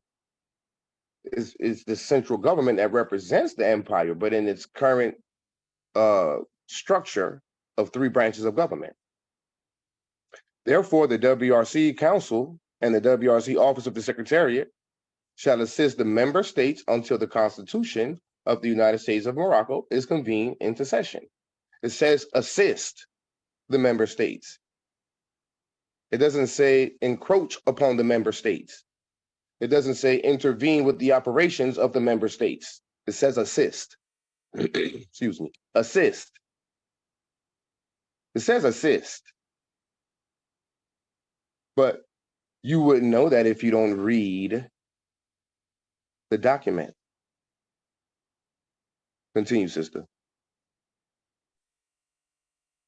Affirming that the Council shall act in the best interest of human rights and adopt resolutions that promote the member states to accept or accede to the Council resolutions regarding administrative, legislative, or draft articles, judicial, economic, social, cultural, and military reforms while the member states are at varying stages of advancement, emphasizing that the combined efforts of states to any dispute can be expressed through a joint declaration of intervention as erga omnes parties to help unite our efforts for the common defense of our interdependent states. Hold that thought. You guys keep hearing me use the term erga omnes parties. It's in the preamble. If you have questions about the WRC, at minimum, read the preamble. And if you see a discrepancy, then you come and you say, hey, listen, there's a problem here, or at least I see this to be a problem. Can we talk about it? Sure, by all means, let's talk about it. Not come with conjecture, gossip, misinformation from other people, such as Unami Buffalo Nation, because they continue spewing misinformation to other Moors about the WRC. And those Moors in fellowship don't at least take the time to come back and refer back to the document that established the WRC to at least read the preamble and make themselves approve. Man knows not by being told. Affirming that the council shall act in the best interest of human rights. That's what we're all about. uplifting fallen humanity, affirming that the council shall act in the best interest of human rights and adopt resolutions that promote the member states to accept or accede to the council resolutions regarding administrative, legislative draft articles, judicial, economic, social, cultural, and military reforms, while the member state are at varying stages of advancement. What does that mean? Well, what it means is the WRC, as an organization, just like the United Nations would do, would write resolutions. What is resolutions? Okay. Being as though the WRC is an organization and not a state, it cannot write legislation. However, as an organization, that legislation will become what's called a resolution. So resolution for organizations and legislation for states. So the WRC would write resolutions, put it on the website, and then the several states would download said resolution and convert it to your Moroccan laws as legislation for your state, for your protections. You can't be protected if you don't have the laws to do so. So if the United States break the law, if you're saying that the United States broke the law, then what's your legal argument? Well, my legal argument is this is the law. According to such and such article and such statutes and such legislation of my state, they went against this particular statute or legislation. So so the WRC pushes out law for the states to take in and accept as their law so that you don't have to reinvent the wheel. It's called being repeatable, duplicatable, and transferable. You plug into the matrix and we give you all that you need. You don't have to rethink anything. You don't have to burn up any brain cells. However, if you're a Virgo and you need to be analytical and you want to overthink, then by all means, study the document of the convention that you're planning or considering to be a part of. Doesn't that make sense? Emphasizing that the combined efforts of states to any dispute can be expressed through a joint declaration of intervention at erga omnes parties to help unite. There go the keyword again. We're all about unity, not separation. We leave that to the colonists, Moroccan Moors and the obstructionists. The Moroccan Moors over here, we deal with unity amongst our men, women, and children. We're not with the separatist rogue Moor mindset.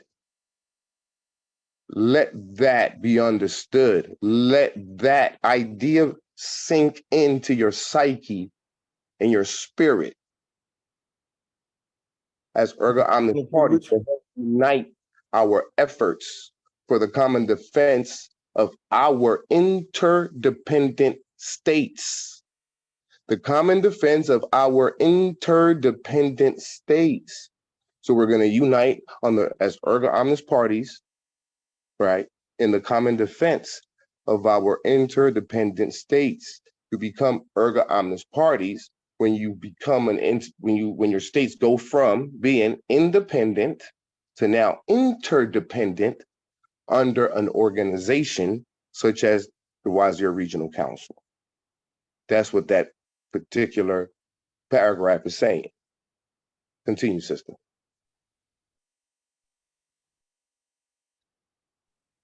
Okay. Convinced that the heads of states shall embody the sacred trust of duty, honor, and accountability to protect the United States of Morocco alliance and its borders, people and property, and foster friendly relations between Moroccans and Americans, reaffirming that treaties, international law, preemptory norms, just cogents, and the principles of UDI procedures. Can you say that for me? Consolidated jurors. Yeah, Inter alia shall continue to govern questions not expressly regulated by the provisions of the present multilateral convention.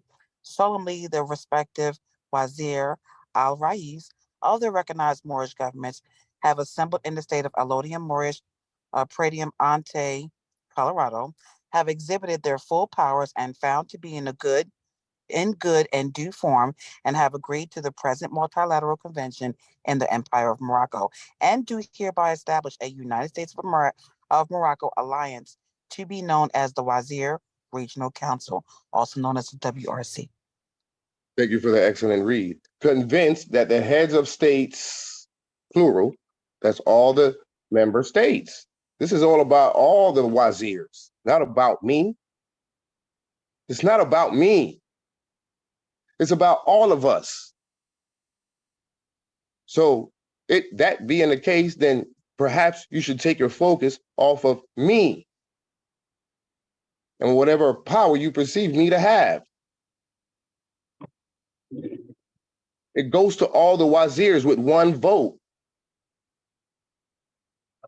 My only thing here, my only position and authority is that of a spokesperson for the WRC, the same way a wazir would be the spokesperson for their state. You represent your state on an international level. My job is to represent the WRC on an international level. I don't have dictatorship authority. Convinced that the heads of states shall embody the sacred trust of duty, honor, and accountability. If you cannot embody those principles, then you should not even consider being a part of the WRC. So perhaps it's timely, wouldn't you think? Convinced that the heads of state shall embody the sacred trust of duty, honor, and accountability to protect the United States of Morocco alliance. We're here to come together to protect the United States of Morocco alliance, which then trickles down to all of our several interdependent states. It's the mechanism of unity that Moors aren't used to, but they want to give pushback without doing without doing the proper research and investigation and coming back with the proper reference points to prove their point. And its borders and people and property, and foster friendly relations between Moroccans and Americans, reaffirming that treaties, international law, preemptory norms, just cogents, as I mentioned earlier, that deals with human rights and state rights, etc., diplomatic immunities and such. And the principles of uti possidetis juris. Uti possidetis juris deals with your borders that you have reclaimed, your longitude and latitude, the borderlines of, let's say, Alabama. That borderline is being reclaimed, right, as to decolonize under uti possidetis juris. There's videos, I've made videos about this. Jay has made videos about it. Jay Bay, the chief judge of AMPAG. You can go through AMPAG Media, you'll see it is labeled as uti possidetis juris, or what is uti possidetis juris, or something like that, but it's there. Inter alia means etc. in international law. Shall continue to govern questions not expressly regulated by the provisions of the present multilateral convention. So it's a multilateral convention, right? Because it's several states that can accede to it and become a part of it. Moroccan states, that is. And again, their wazir, their head of state of each state, will have a seat at the WRC, excuse me, to represent their state. You will always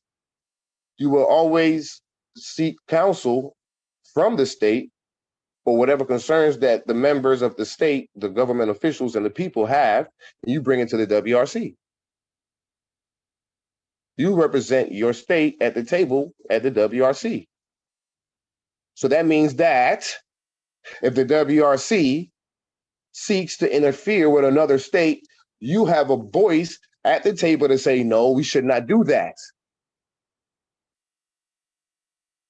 It's about accountability. So if the concern is an encroachment upon your state, then you have the power and authority as a member state, as a member wazir of the WRC, to speak against it. And if you don't know what you're talking about, then perhaps, again, at minimum, read the preamble. Shall continue to govern questions not expressly regulated by the provisions of the present multilateral convention. Solemnly, the respective wazir-rays of their recognized, there go that word again, Moorish governments have assembled, so we all have assembled in the state of Elodio Moorish Parade in Monte, Colorado. So like the Treaty of Madrid, it was done at Tangier, and the Treaty of Peace and Friendship was done at Tangier as well, I believe. The Act of Algeciras was done in Madrid. Well, the Wazir Regional Council was done at AMPAG jurisdiction. And we have exhibited our full powers and found to be in good and due form. Here we go again. Full powers is found in good and due form. How is that? Because our Constitution was ratified, deposited with the United Nations, and then thereafter promulgated to the world. Proclaimed, published. All of our constitutions was sent to the United States, the president, as well as the governor of the trust territory that you took over. Plus, like I said before, the United Nations, the Secretariat, publishes it to all the other 193 states. Public notice is public law, not private law. So everyone on planet Earth that are heads of state on planet Earth are aware of these Moroccan states, as well as the WRC, which is what's given us the full powers that's found in good and due form. Because now we can invoke the provisions of the WRC or whatever provisions within our Constitution in terms of our protections. So if we determine that a specific group of Moors, based on their actions and documented evidence of their behavior, if we deem them to be rogue, then that's what they are, and they shall be excommunicated. Period. I'll say it again. Period. Whether you like it or not. We're fostering. We're fostering nobility, accountability, and righteousness amongst our people. Noble Ali said once before that Moors are hard heads and stiff necks who do not do nothing at the point of the sword. What is the point of the sword? Legislation, Moroccan law, that'll have you behind bars, fines, penalties, and confiscation, for you genociding your own people, for you denationalizing your own people, etc. So the goal here today, and I'm getting sidetracked because I'm giving a lot of side conversation based on certain points, which is also based in certain things that has been taking place in the Empire of Morocco with certain characters and personalities. So chapter 1 talks about the purposes and the principles of the convention. However, Article 1 defines what a Wazir al-Rays is, member state, etc. You all can go back and refer to that. Even what a Moorish American is. Moorish American means a connotative linguistic that alludes to stateless Moroccans who have not chosen the entire submission to the laws of Moroccan state government in the Empire of Morocco. So American, what is America? It means a foreign privileged dependent state in Morocco and subject to the principles of Moroccan law as binding on the ministerial decrees of Moorish consular courts per the Treaty of Peace and Friendship of 1836, the Madrid Convention of 1880, and the Act of Algeciras of 1906. This is law. We are defining, for the record, who the colonist is, who America is. And it's a foreign privileged dependent state in Morocco. And they are subject to the principles of Moroccan law, period. And guess who got this document? The United States. You ain't never seen language like this in the old paradigm writs and affidavit stuff. What is an American? Means a naturalized person or member of the foreign and de facto United States intergovernmental organization in Morocco. What is the United States of Morocco? Means a formal treaty alliance between each interdependent Moorish state government to serve, protect, and defend the integrity of domains throughout the Empire of Morocco as correlative to the preamble of the Act of Algeciras, Article 105. And the provisions of the Charter of the United Nations. This is what the United States of Morocco is defined as in the Moroccan territory, in our Moroccan, newly formed Moroccan jurisdiction under Moroccan law. I'll say it again. It means a formal treaty alliance between each interdependent Moorish state government to serve, protect, and defend the integrity of domains throughout the Empire of Morocco. You don't want to be a part of that? Be my guest. What is a trust territory?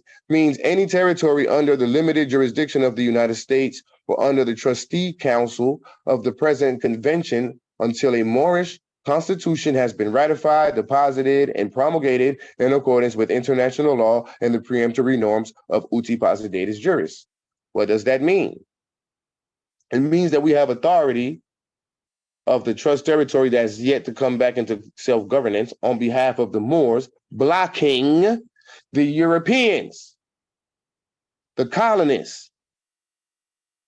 We're standing in the way of the colonists to assist our Moors, such as the Moors in Vita California, to establish their states. And Gavin Newsom ain't got a word to say about it, because the WRC is in their way on behalf of the natives of Vita California. So what is the purpose of the Wazir Regional Council? To maintain international peace and security. So now, where does this language come from? Okay, I'm gonna leave the Europeans here long enough to teach you how to run government. So this is the United Nations Charter. Preamble, we the peoples of the United Nations, right? Determined to save, succeeding is not the same language. The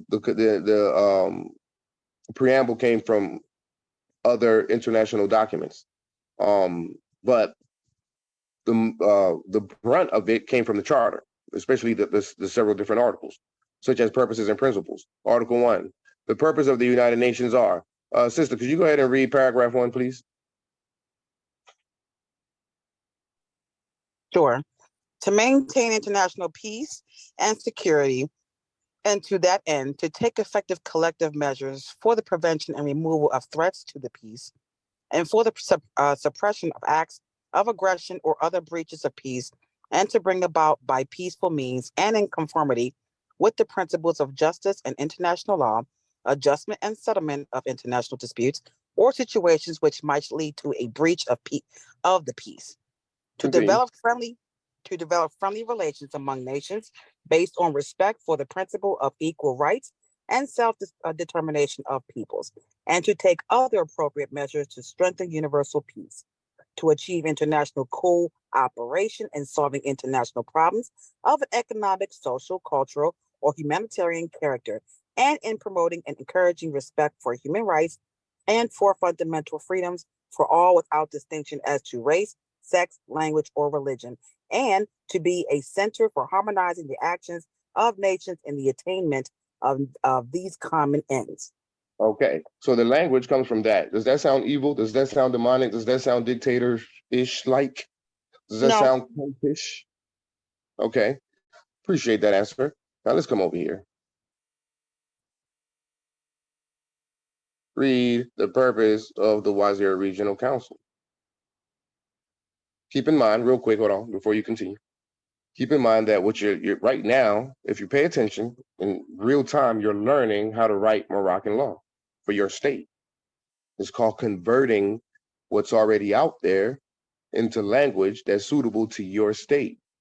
So we took what the United Nations Charter wrote and converted the language to make it suitable for the WRC.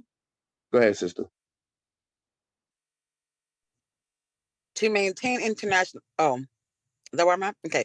To maintain international peace and security, and to that end, to take effective collective measures for the prevention and removal of threats to the peace, and for the suppression of acts of aggression and other breaches of the peace, and to bring about by peaceful means and in conformity with the principles of justice and international law, adjustment or settlement of regional disputes, international disputes, or situations which might lead to a branch of the peace throughout the Empire of Morocco, to develop friendly relations among the modern Moroccan states based on respect for the principle of equal rights and self-determination of peoples, and to take other appropriate measures to strengthen regional peace. To Hold that achieve, right there. Hold that okay, right there. Anyone who is having nightmares about the WRC infringing upon your state rights, what does number 2 say? To develop friendly relations amongst the modern Moroccan states based on respect for the principle of equal rights and self-determination of peoples, and to take other appropriate measures to strengthen regional peace. You may stop having nightmares now, brother. Continue, sister.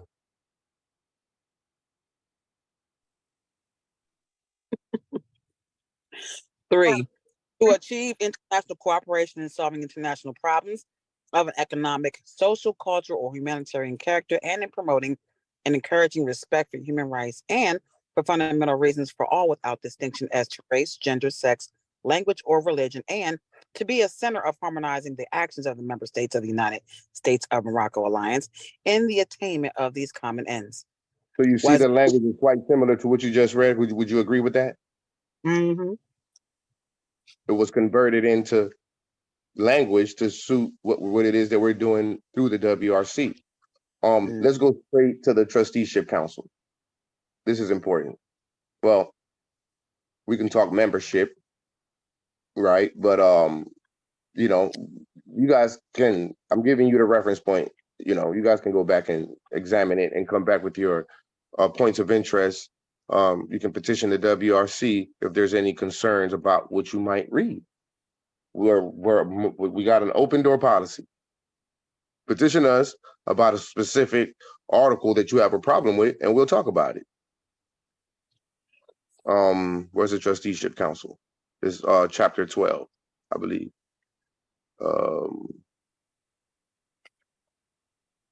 It is chapter 12. Chapter 6. Ooh, got some ways to go. Let's go to the trusteeship council.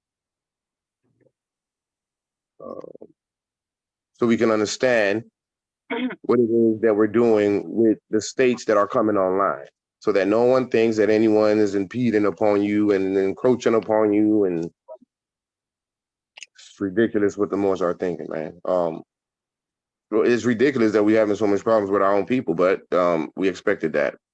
You know, we expected that. Chapter 12, regional trusteeship system, right? So let's go over here. Let's go to chapter 12 of the United Nations Charter.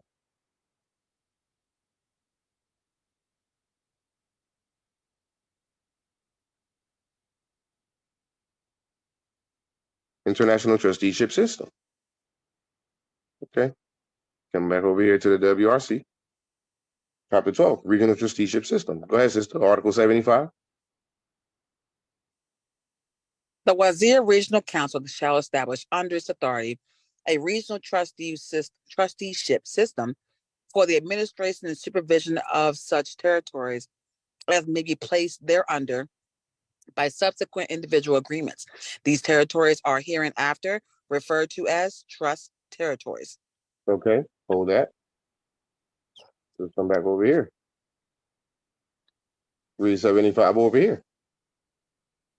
The United Nations shall establish under its authority an international trusteeship system for the administration and supervision of such territories as may be placed thereunder by subsequent individuals' agreements. These territories are hereinafter referred to as trust territories. You see?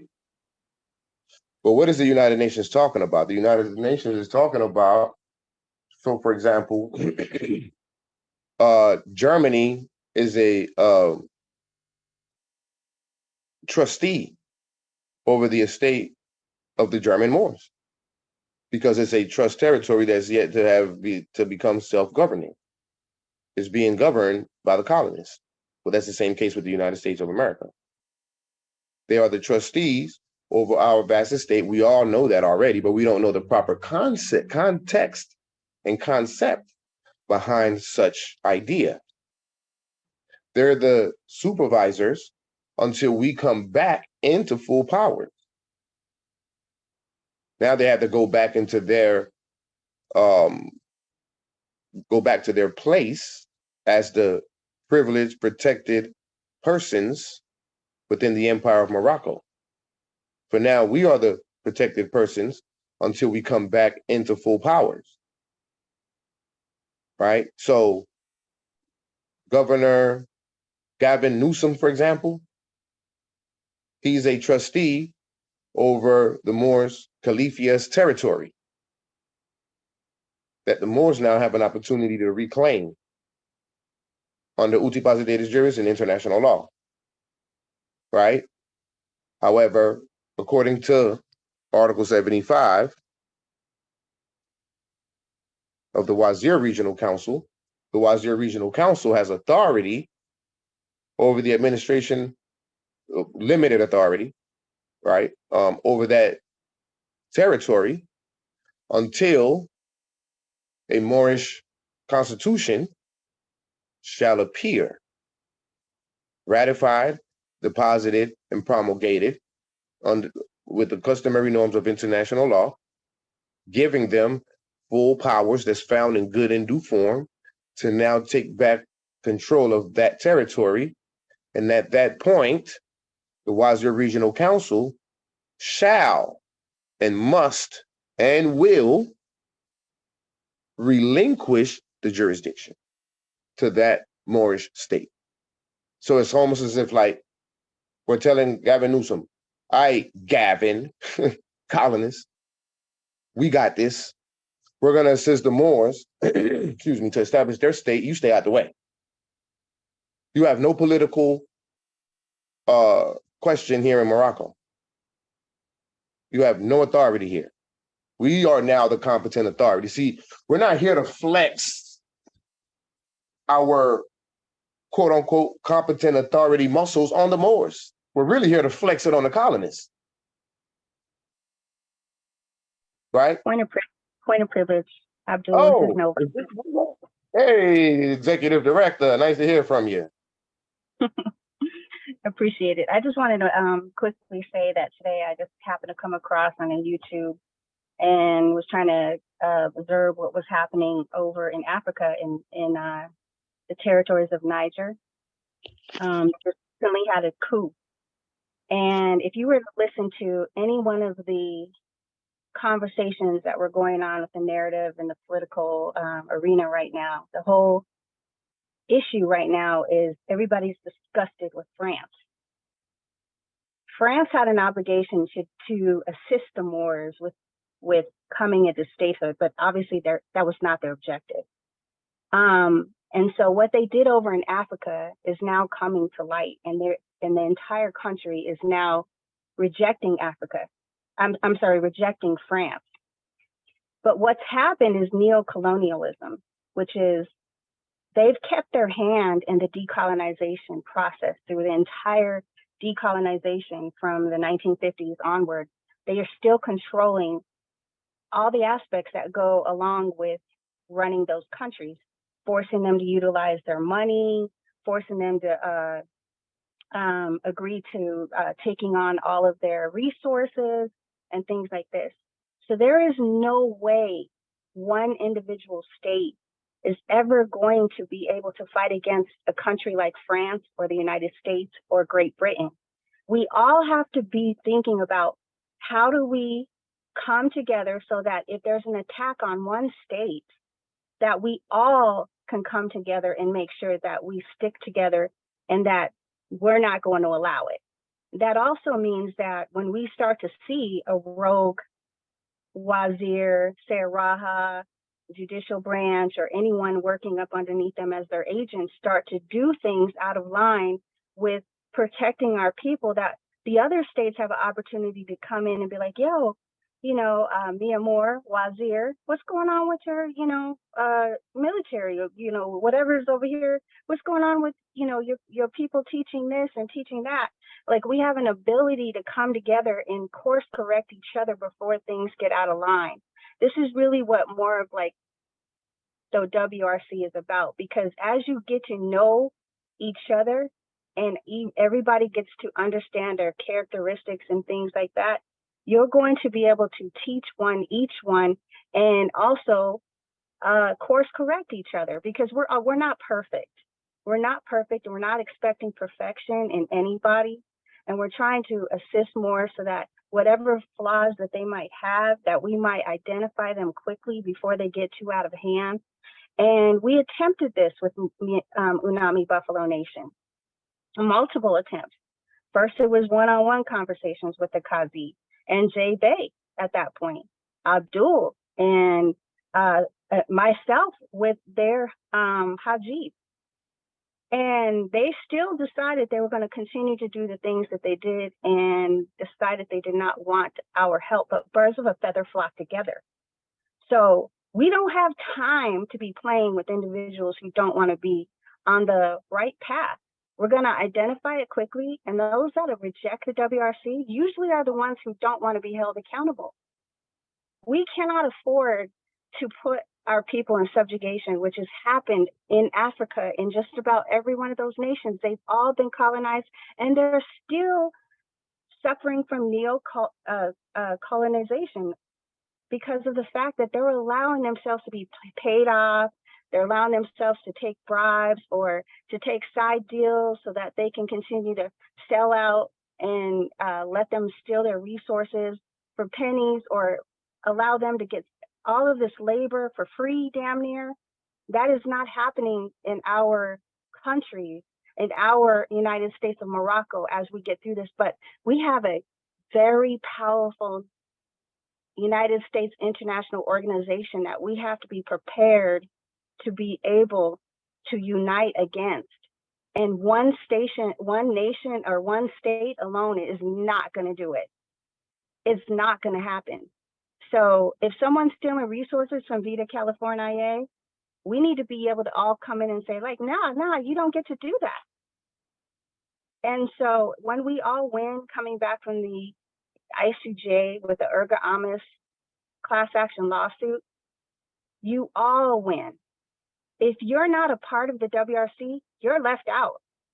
And I guarantee you, if Arkansas or Utah is a rogue state and have not been recognized by the WRC, the governors are not going to recognize you either. They're going to say, oh, why aren't you a part of this regional agency that seems to be doing everything correctly? And we went to the ICJ with the regional agency, WRC. Your name wasn't on that list.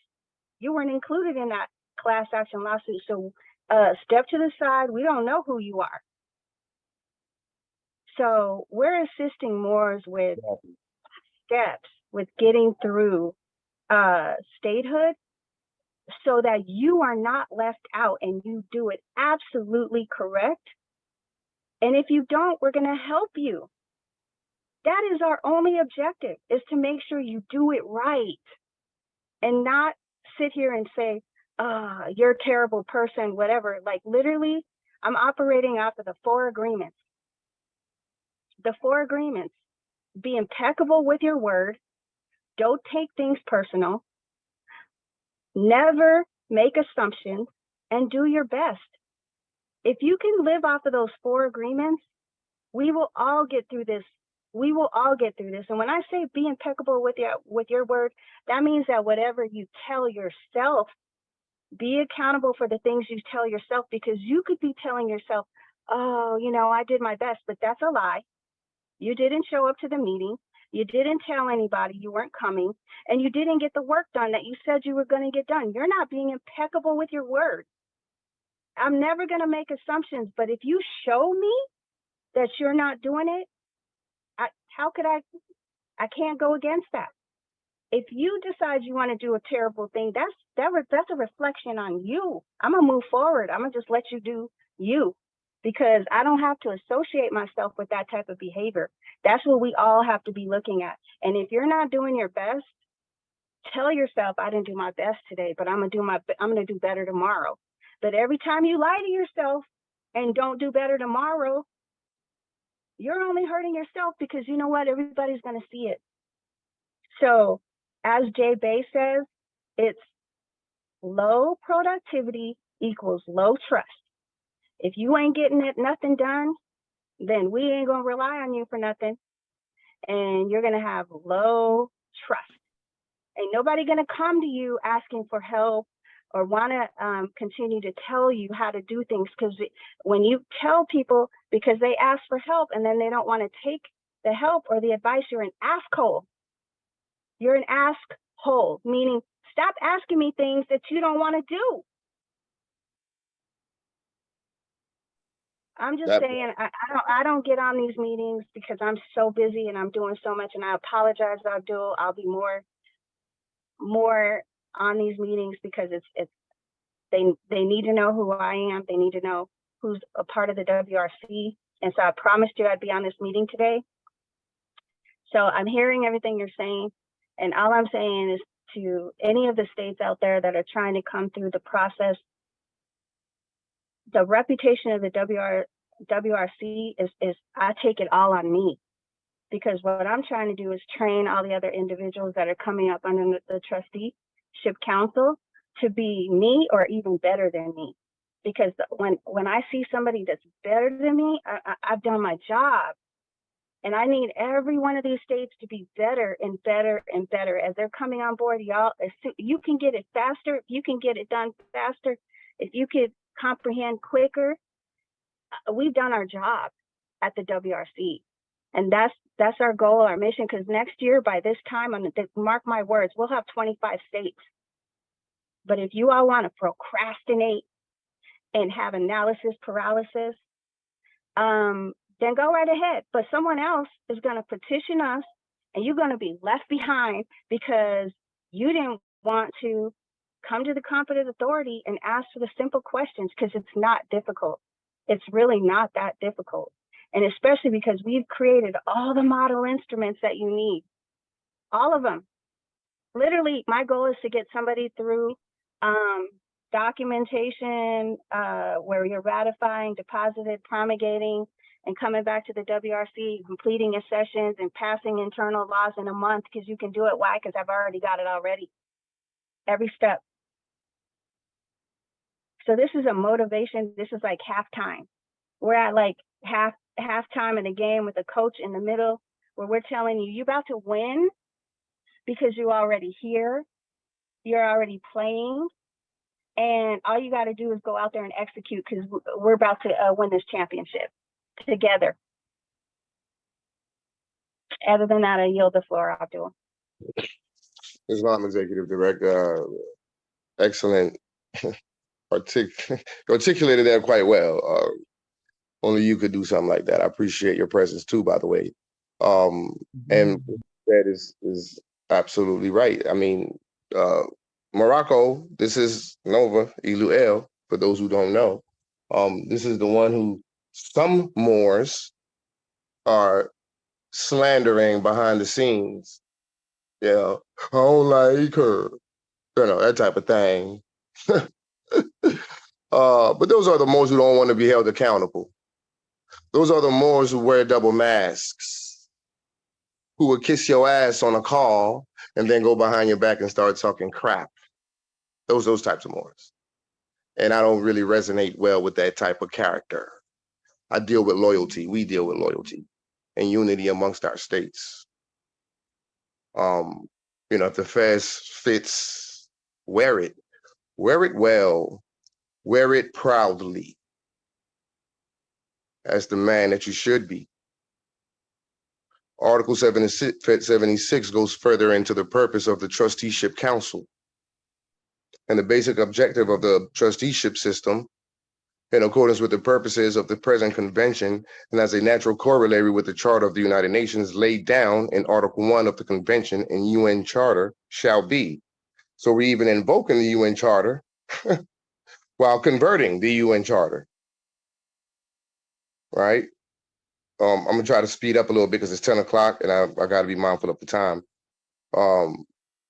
So I'm going to just kind of like read a little bit. So you see here, the basic objective of the trusteeship system in accordance with the purposes of the United Nations laid down in Article 1 of the present charter shall be to further international peace and security. So we got the language from the United Nations Charter. That's how you convert in one of the processes and strategies in converting law or other nations' laws into your law or the United Nations laws. The rights of indigenous people, we've converted that, etc. So 1, to further regional and international peace and security. To promote the political, economic, social, and educational advancement of the who?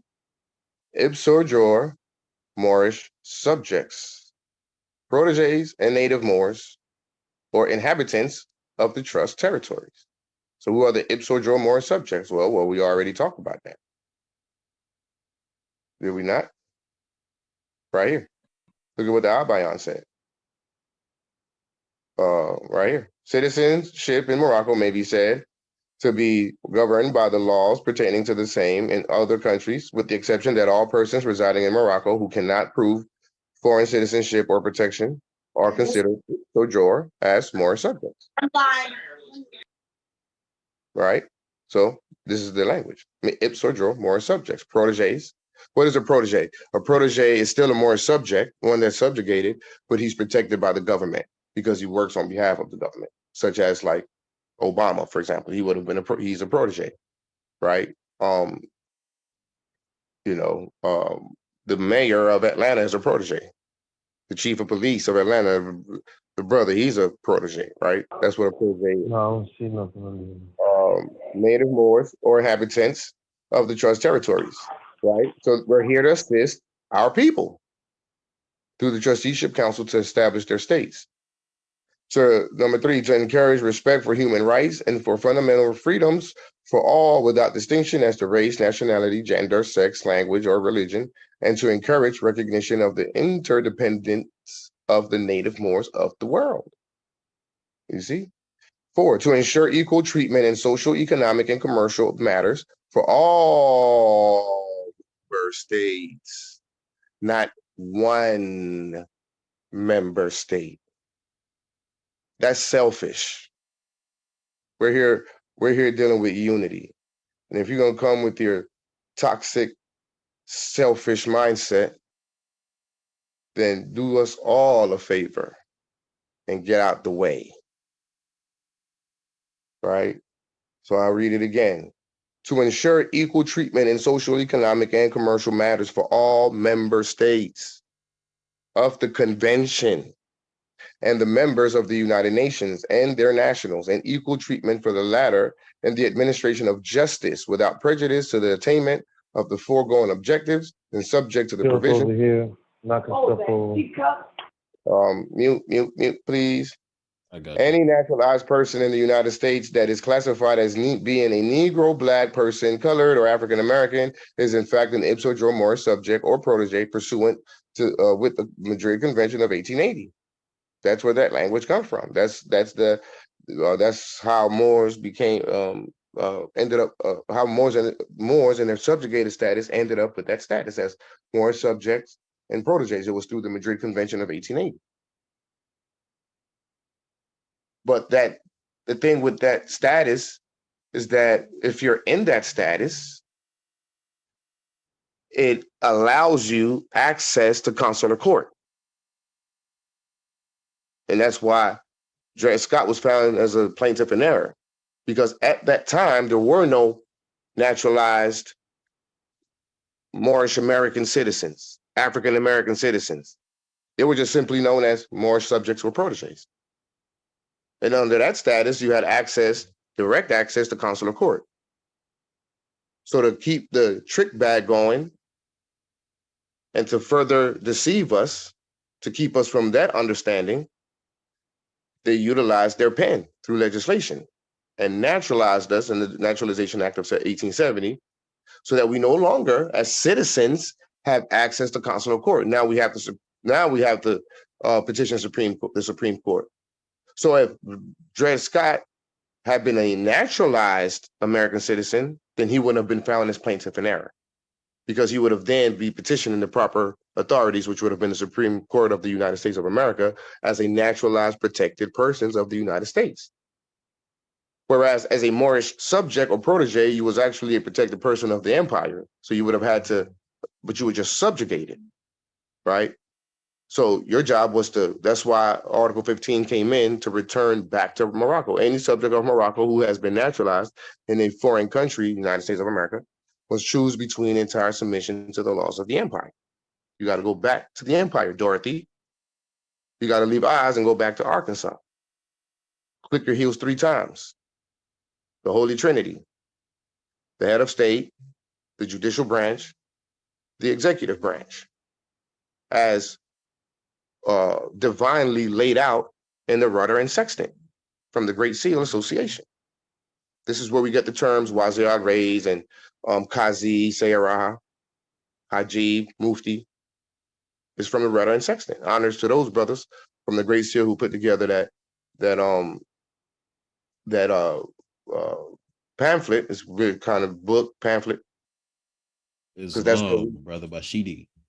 Islam. That's where we derive this wisdom and knowledge from.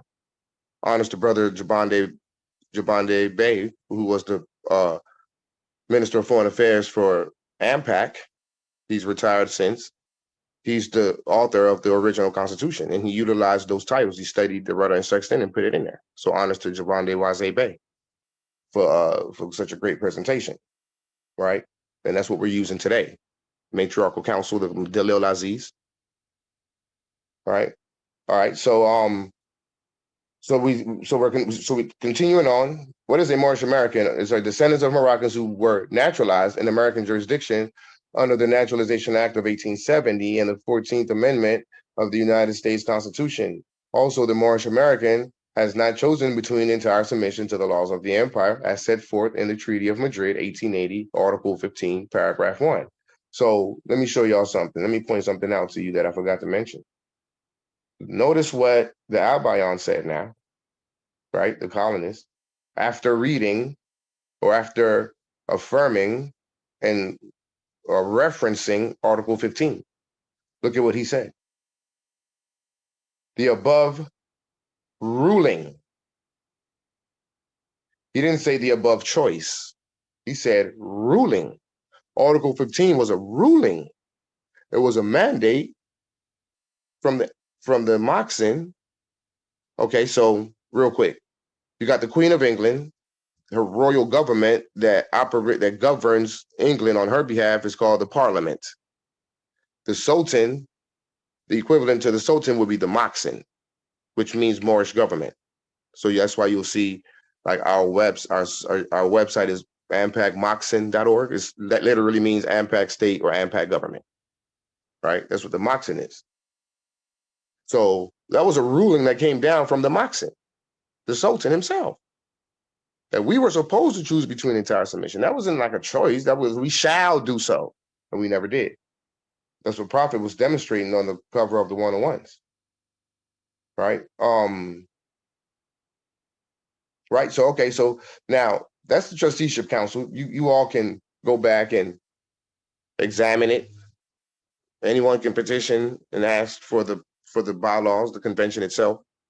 It's public law. It's available to all. Right. The time is running out. I want to give time for an open dialogue and Q&A. There were some more things that I wanted to touch on. Like, for example, Nova mentioned the fact that France, and she also mentioned okay, so let me touch real quick on neocolonialism. Where is the Treaty of Fez? I've got the Treaty of Fez here somewhere. I'll show you all. This is the French Protectorate. Huh. I think, no, that's not it. Islam, brother. In the meantime, I just want to say thanks for going over all this. Once the video is live, going forward, if Amor has a question or inquiry, rather, regarding the WRC, we can just share them the link. Yes, Islam. here going forward. All right.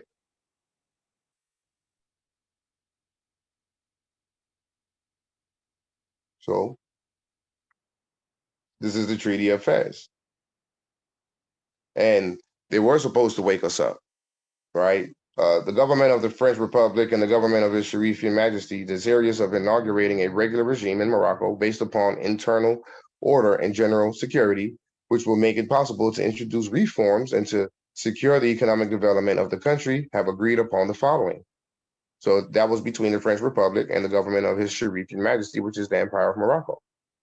Desires of inaugurating a regular regime in Morocco. So France was inaugurated as the new regime to oversee the empire on behalf of the Sultan. The government of the French Republic and His Majesty the Sultan have agreed to establish in Morocco a new regime comprising the administrative, judicial, educational, economic, financial, and military reforms, which the French government may see fit to introduce within the Moroccan territory. You see? The reference point, however, is right here. The regime shall safeguard the religious status, the respect and traditional prestige of the Sultan, the exercise of the Mohammedan religion, and of all religious institutions, and particularly those of the Habus. It shall include, let's highlight that. What shall it include? The organization of a reformed Sharifian Moxen. So France was supposed to assist in the reforming of the Moorish governments. Sharifian Moxen, Moorish government, Moroccan state government, synonymous terms, consular jurisdiction, Sharifian authorities, all means the same thing. And they never did it. But no worries. We're doing it now. And it wasn't even just limited to France, because all the signatory powers of the Treaty of the Act of Algeciras were supposed to do it as well. But the Act of Algeciras was in 1906. They didn't do it then. So then the Sultan got with France and came with the Treaty of Fez in 1912 to try to do it again. And the French never did it. Instead, what they did was communicate to the United States, real quick, briefly, French protectorate in Morocco, relinquishment of extraterritorial jurisdiction on certain foreign powers, attitude of the United States. The French ambassador to the Secretary of State. So the French ambassador, what this is correspondence going back and forth between France and the United States, dealing with the French protectorate, the authority over Morocco, and matters dealing with the Moorish subjects and the native Moors. So they were talking about us in this correspondence while we were twiddling our thumbs, thinking that we Negroes, blacks, and colors. Real quick, the French embassy wrote to the Secretary of State, by order of my government, I have the honor to communicate herewith to Your Excellency the text of the Franco-Moroccan Protectorate Treaty that was signed at Fez on March 30th, 1912. So they started off flexing on the United States because they recognized that they knew that they had authority and power over the Moroccan Empire, and the United States is in the Moroccan Empire based on the Treaty of Peace and Friendship. The assurances Your Excellency was pleased to give me heretofore as to the establishment of the French protectorate in Morocco lead me to hope that the federal government will see no objection to giving its adhesion to that instrument. They want that signature from the United States. The French government will be glad to be so assured. Your Excellency will note that under Article 6 of the aforesaid treaty, the diplomatic and consular officers of France will be in charge of the representation and protection of Moroccan subjects and interests abroad. I'll read that again. Your Excellency will note that under Article 6 of the aforesaid treaty, the diplomatic and consular officers of France will be in charge of the representation and protection of Moroccan subjects and interests abroad. Let's go to Article 6 to see what the ambassador of France was telling the United States. Article 6, the diplomatic and consular agents of France shall be charged with the representation and protection of Moroccan subjects and interests abroad. Why we didn't know these things? Back to it. Why didn't we know about this stuff? Why were they talking about us and we didn't know they were even talking about us? How we don't know about these things?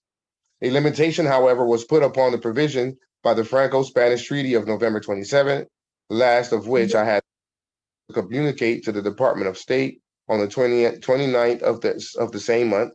Article 23 of that treaty provides that the Moroccan subjects belonging in the zone of Spanish influence shall be placed abroad under the protection of the diplomatic and consular officers of Spain. Spain got more Moroccan Moors over there. This is the response from the United States. The Secretary of State to the French ambassador. Department of State, Washington, January 22nd, 1913. Excellency, I have the honor to acknowledge the receipt of your Excellency's note of the 8th instant transmission of the Franco-Moroccan Protectorate Treaty, signed at Fez on March 30th, 1912, and asking the adhesion of the government of the United States thereto. Following the traditional American foreign policy, which forbids participation by the United States in the settlement of political questions, which are entirely European in their scope, the government must refrain from any expression of opinion for or against such part or parts of the Franco-Moroccan Protectorate Treaty as may be deemed of a political nature. What is he saying? Oh man, we ain't gonna never get off this call. Let's I can go on. Tabling it. No, hold on. Yeah, in a second. I'm gonna shut it down in a second, but it's so much information for the Moors to learn, man, and it just I love showing the Moors. So the additional protocol of the Act of Algeciras deals with the President of the United States Roosevelt proclamation of the Treaty of the Act of Algeciras of 1906. Right. So remember, I showed you all the constitutional procedures involves the head of state proclaiming it to the world. So let's see if it's here, or maybe it's the other copy. Okay, here. No. Okay, here's after the second set of signatures. There it is. The government of the United States of America, having no political interest in Morocco and no desire or purpose having animated it to take part in this conference other than to ensure for all peoples the widest equality of trade and privileges with Morocco. So like he told you, the government of the United States of America have no political interest in Morocco. Now, what did he mean? What else did he say? Let's see, it's somewhere in the read. Administration within the common good, where he talked about it was entirely European in its scope. I don't want to read the whole thing. Okay, there it is. Right here, the United States, right here, the United States to the Treaty of 18A. Okay, so let's go back. Traveling therein and of abiding by its friendly offices and efforts in removing friction and controversy which seem to menace the peace between the powers signatory with the United States to the Treaty of 1880, the Treaty of Madrid, all of which are on terms of amity with this government and without purpose to depart from the traditional American foreign policy, which forbids participation by the United States in the settlement of political questions which are entirely European in their scope. So, where is it here? So the Secretary of State, that's what he was telling France, right? He said, following the traditional American foreign policy, which forbids participation by the United States in the settlement of political questions, which are entirely European in their scope. The government must refrain from any expressions of opinion for or against such part or parts of the Franco-Moroccan Protectorate Treaty as may be deemed of a political nature.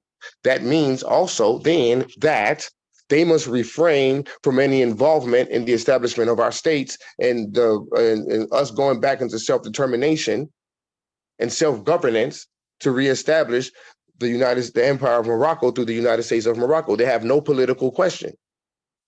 Everything and anything that they say is mute. Why? Because what they do is entirely European in its scope. So as he say, they must refrain from any expression dealing with Morocco. Islam, I just wanted to make that, close out with that point to impress upon you all that this is the move. This is the clean water. This is the yellow brick road. This is what's bringing us back into full powers and competency as the ancient Moroccans on our land. We the people, by the people, for the people of the land. And what's the land? Morocco. And who are the people? Moroccans. And now we're coming back to our Moxens, our government, coming back into the constitutional fold of government. The other half that wasn't told. I yield for Q&A, Islam.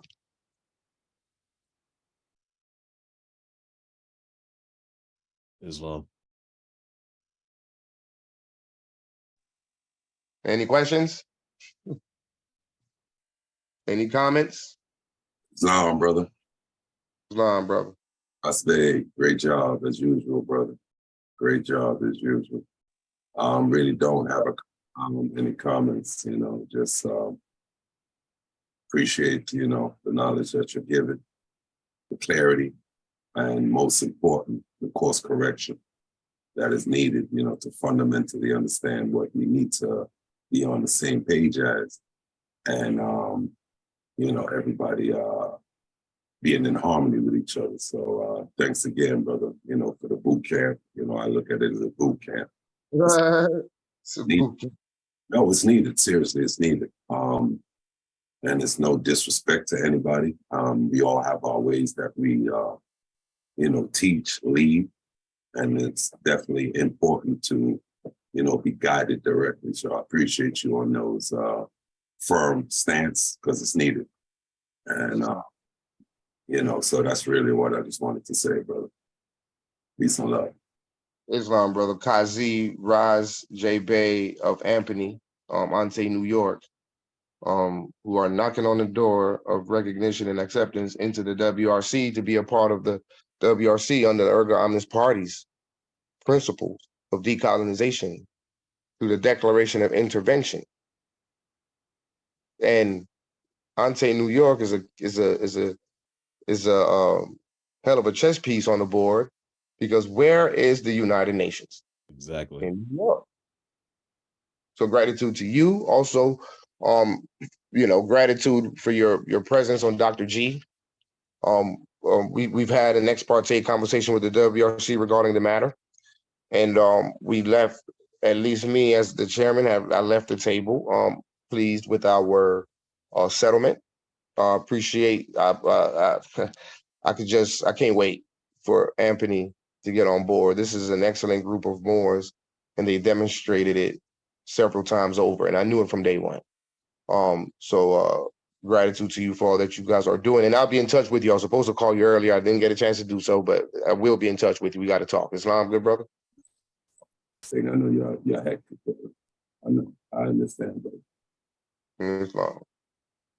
Islam. Great presentation, by the way. I had a chance to listen to it the other day. Islam.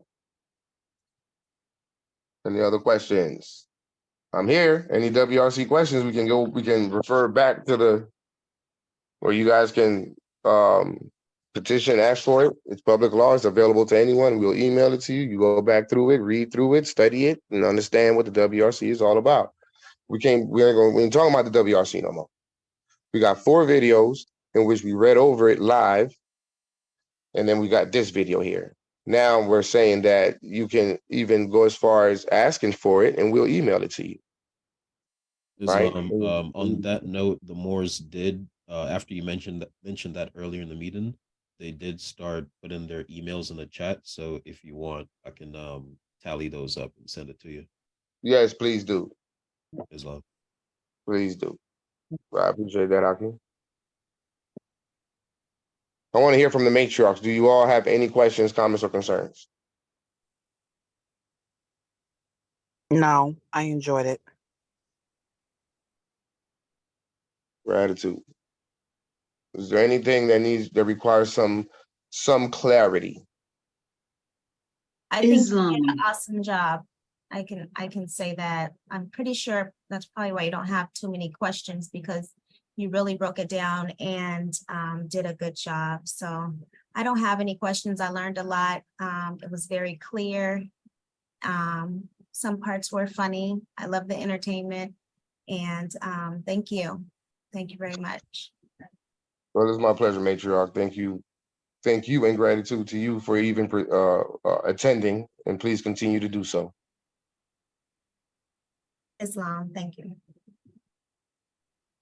Islam, I wanted to say thank you for such a fine erudition. And I want to give thanks to Elder Chaz for inviting me on this call. I have a question related to the treaties. May I? Yes, please.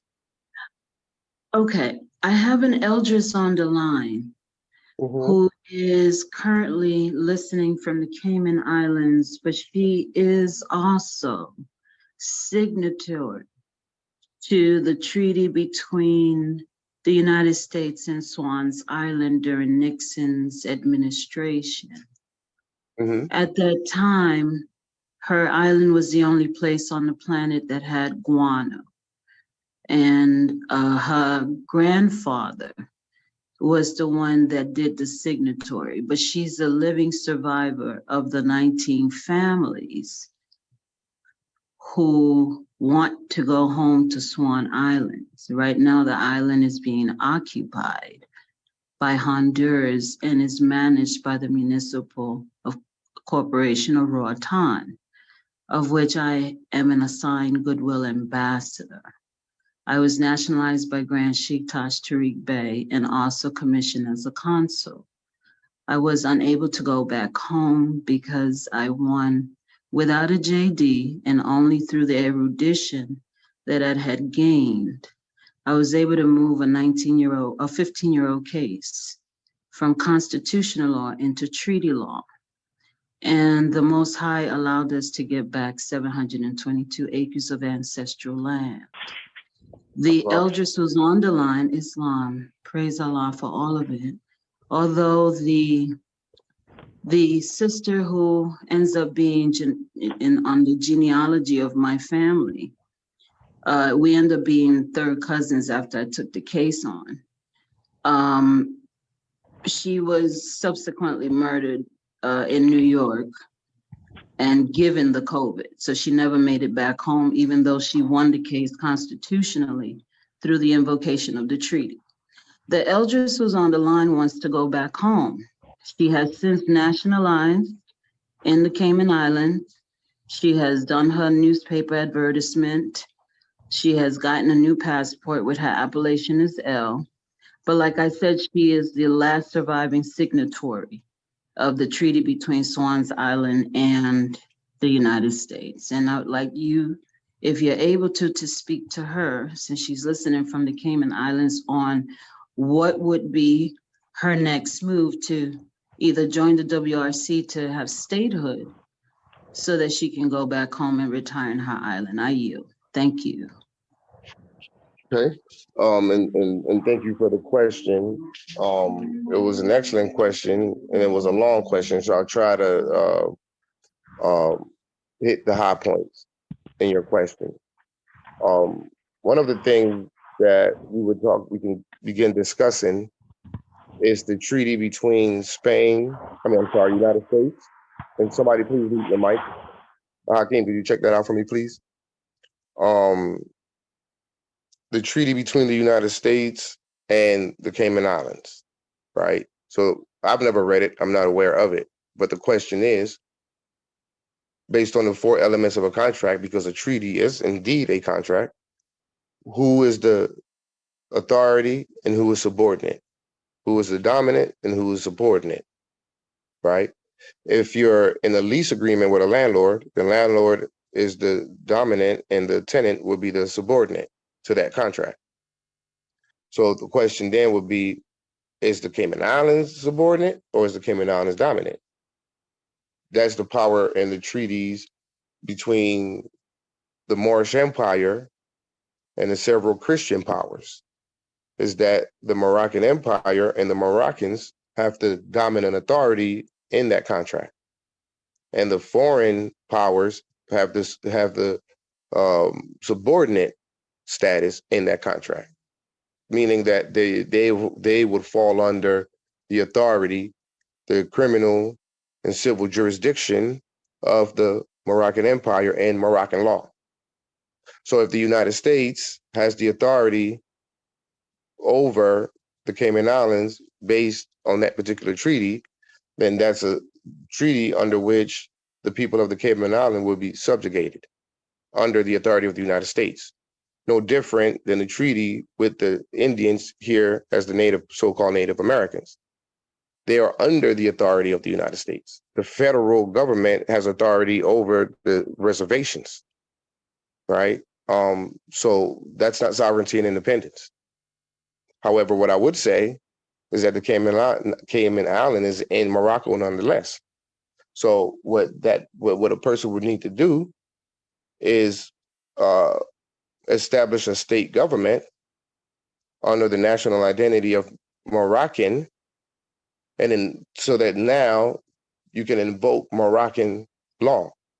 So now instead of acceding to that particular treaty between United States and Cayman Island, if should in case they are subjugated under that treaty, then instead you go the Moroccan route and enforce the Treaty of Madrid, the Act of Algeciras, the Treaty of Peace and Friendship, etc., as Moroccan. So that would be her better option, which means then they would have to establish a Moroccan state government in that territory, right? Now, she's in the Cayman Islands right now, right?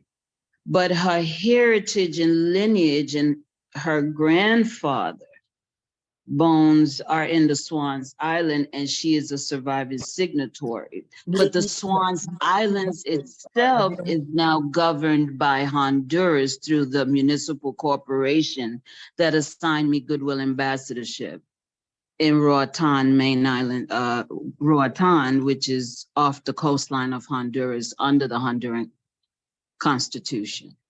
You get it? So she's physically in the Cayman Islands, in a Caymanian, born and raised, with claims to Swans Islands that is currently being administrated through the state of Honduras through the municipal corporation of Roatan, which is one of the Bay Islands where I live. Right, understood. Well, again, everything is based in law, and everything starts with international law and treaty law. So in order to, I guess what I'm saying is, if we're trying to settle a matter with the sister and her national identity as it relates to her territory, one would have to understand what the document that's in place that says what as it regards to each territory. And usually that will come in the form of a treaty, some sort of an agreement that was put together between two sovereign states. So my point, so what I'm saying is as you mentioned, that she's a signatory to the treaty, for example. Yeah. Well, if that treaty, if within that treaty, I'm assuming it's a bilateral treaty, meaning two people or two groups. If her status in that contract is that of is that of subjugation or subordinate, then it is what it is, right? They signed the agreement, so you accepted and acquiesced to the subjugation. And so what I'm saying to you is that the way around that is to take the Moroccan nationality route if you were going to do anything, because it falls under authority over the foreign powers. So you don't want to continue, you don't want to invoke a treaty that has you subjugated when you're seeking independence. And everything that we're talking about here is independence, sovereignty and independence from our colonialism, right? Correct. Decolonization. The goal is to decolonize all across Morocco. So Right. to further say this, that's as far as I can go with the answer because I'm not familiar with those treaties or that situation that the sisters experienced. Thank Right. you. We can reach However, out to you privately, right? yes, we would, well, what would need to take place is I would have to look into their laws and the international law that deals with that scenario between the United States and the Cayman Islands. And to be honest, I barely have time to continue my international law studies, so I'm not going to have time to even look into that, right? But I also would like to point out, go ahead, brother, if you have something to say.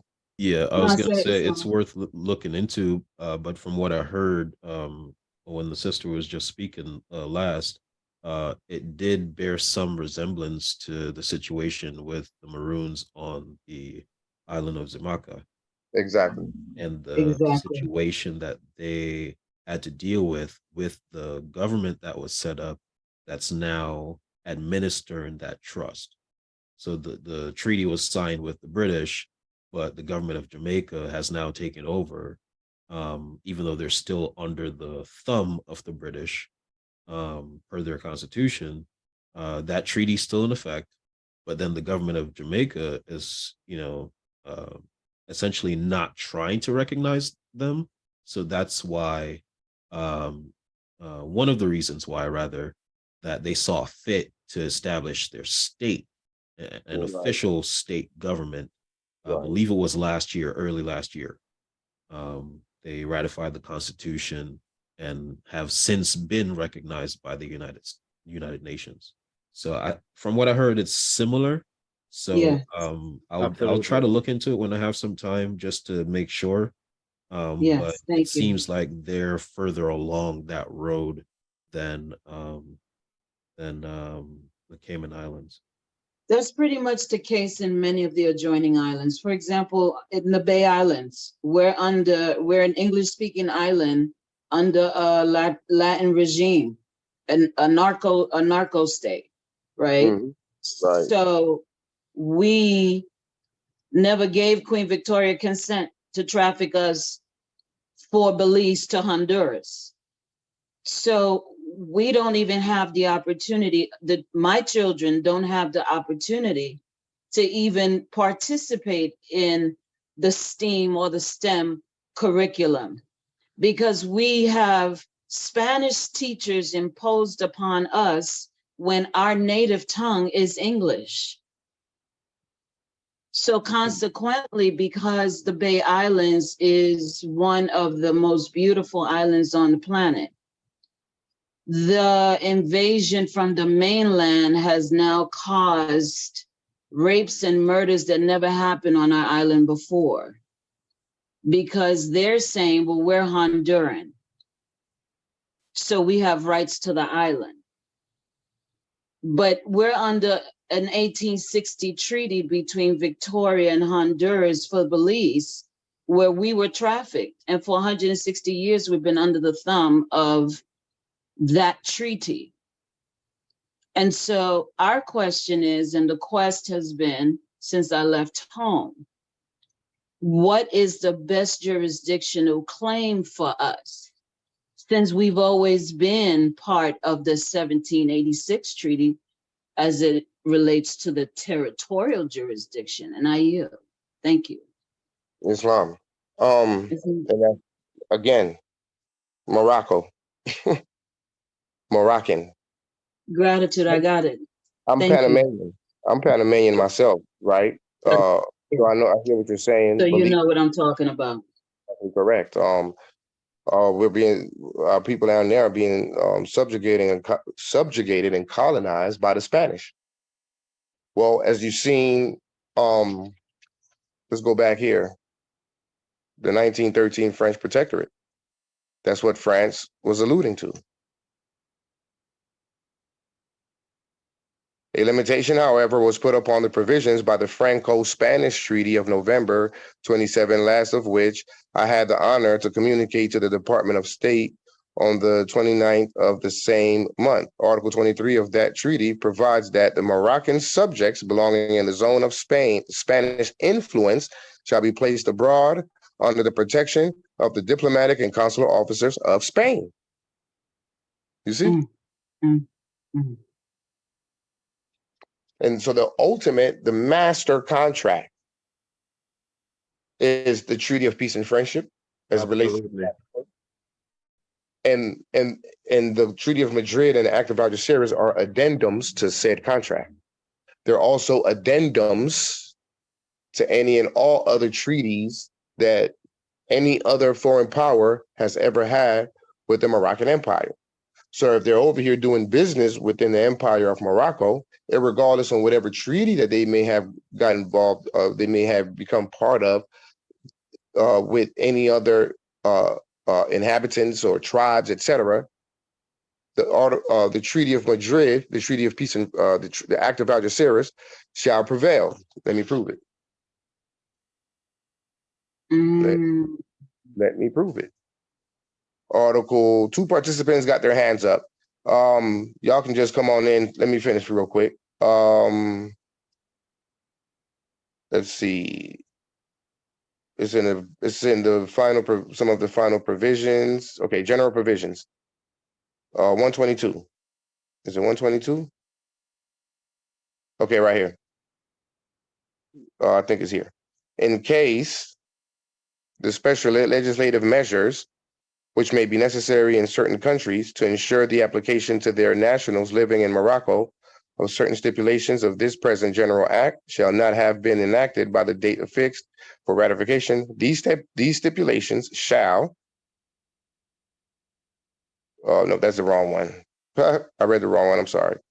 Is it 123? All treaties, yeah, it is, 123, I'm sorry. Oh man. And last, all treaties, conventions, and arrangements of the signatory powers with Morocco remain in force. It is understood, however, that in case of conflict between their provisions and those of the present General Act, the stipulations of the latter shall prevail. So, in other words, if you claim the Moroccan nationality and accede and become a signatory, the contracting state to the Act of Algeciras, now you can invoke Article 123 on the United States against Cayman Island, if in case that particular treaty subjugates the Cayman Island people. So if it does, well, guess what? This right here prevails, this particular treaty. And this treaty gives us back the sovereignty and independence, okay? So we've seen what 123 said.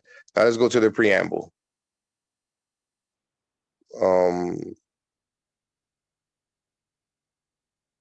Let's go to the preamble so I can show you what has been given to us.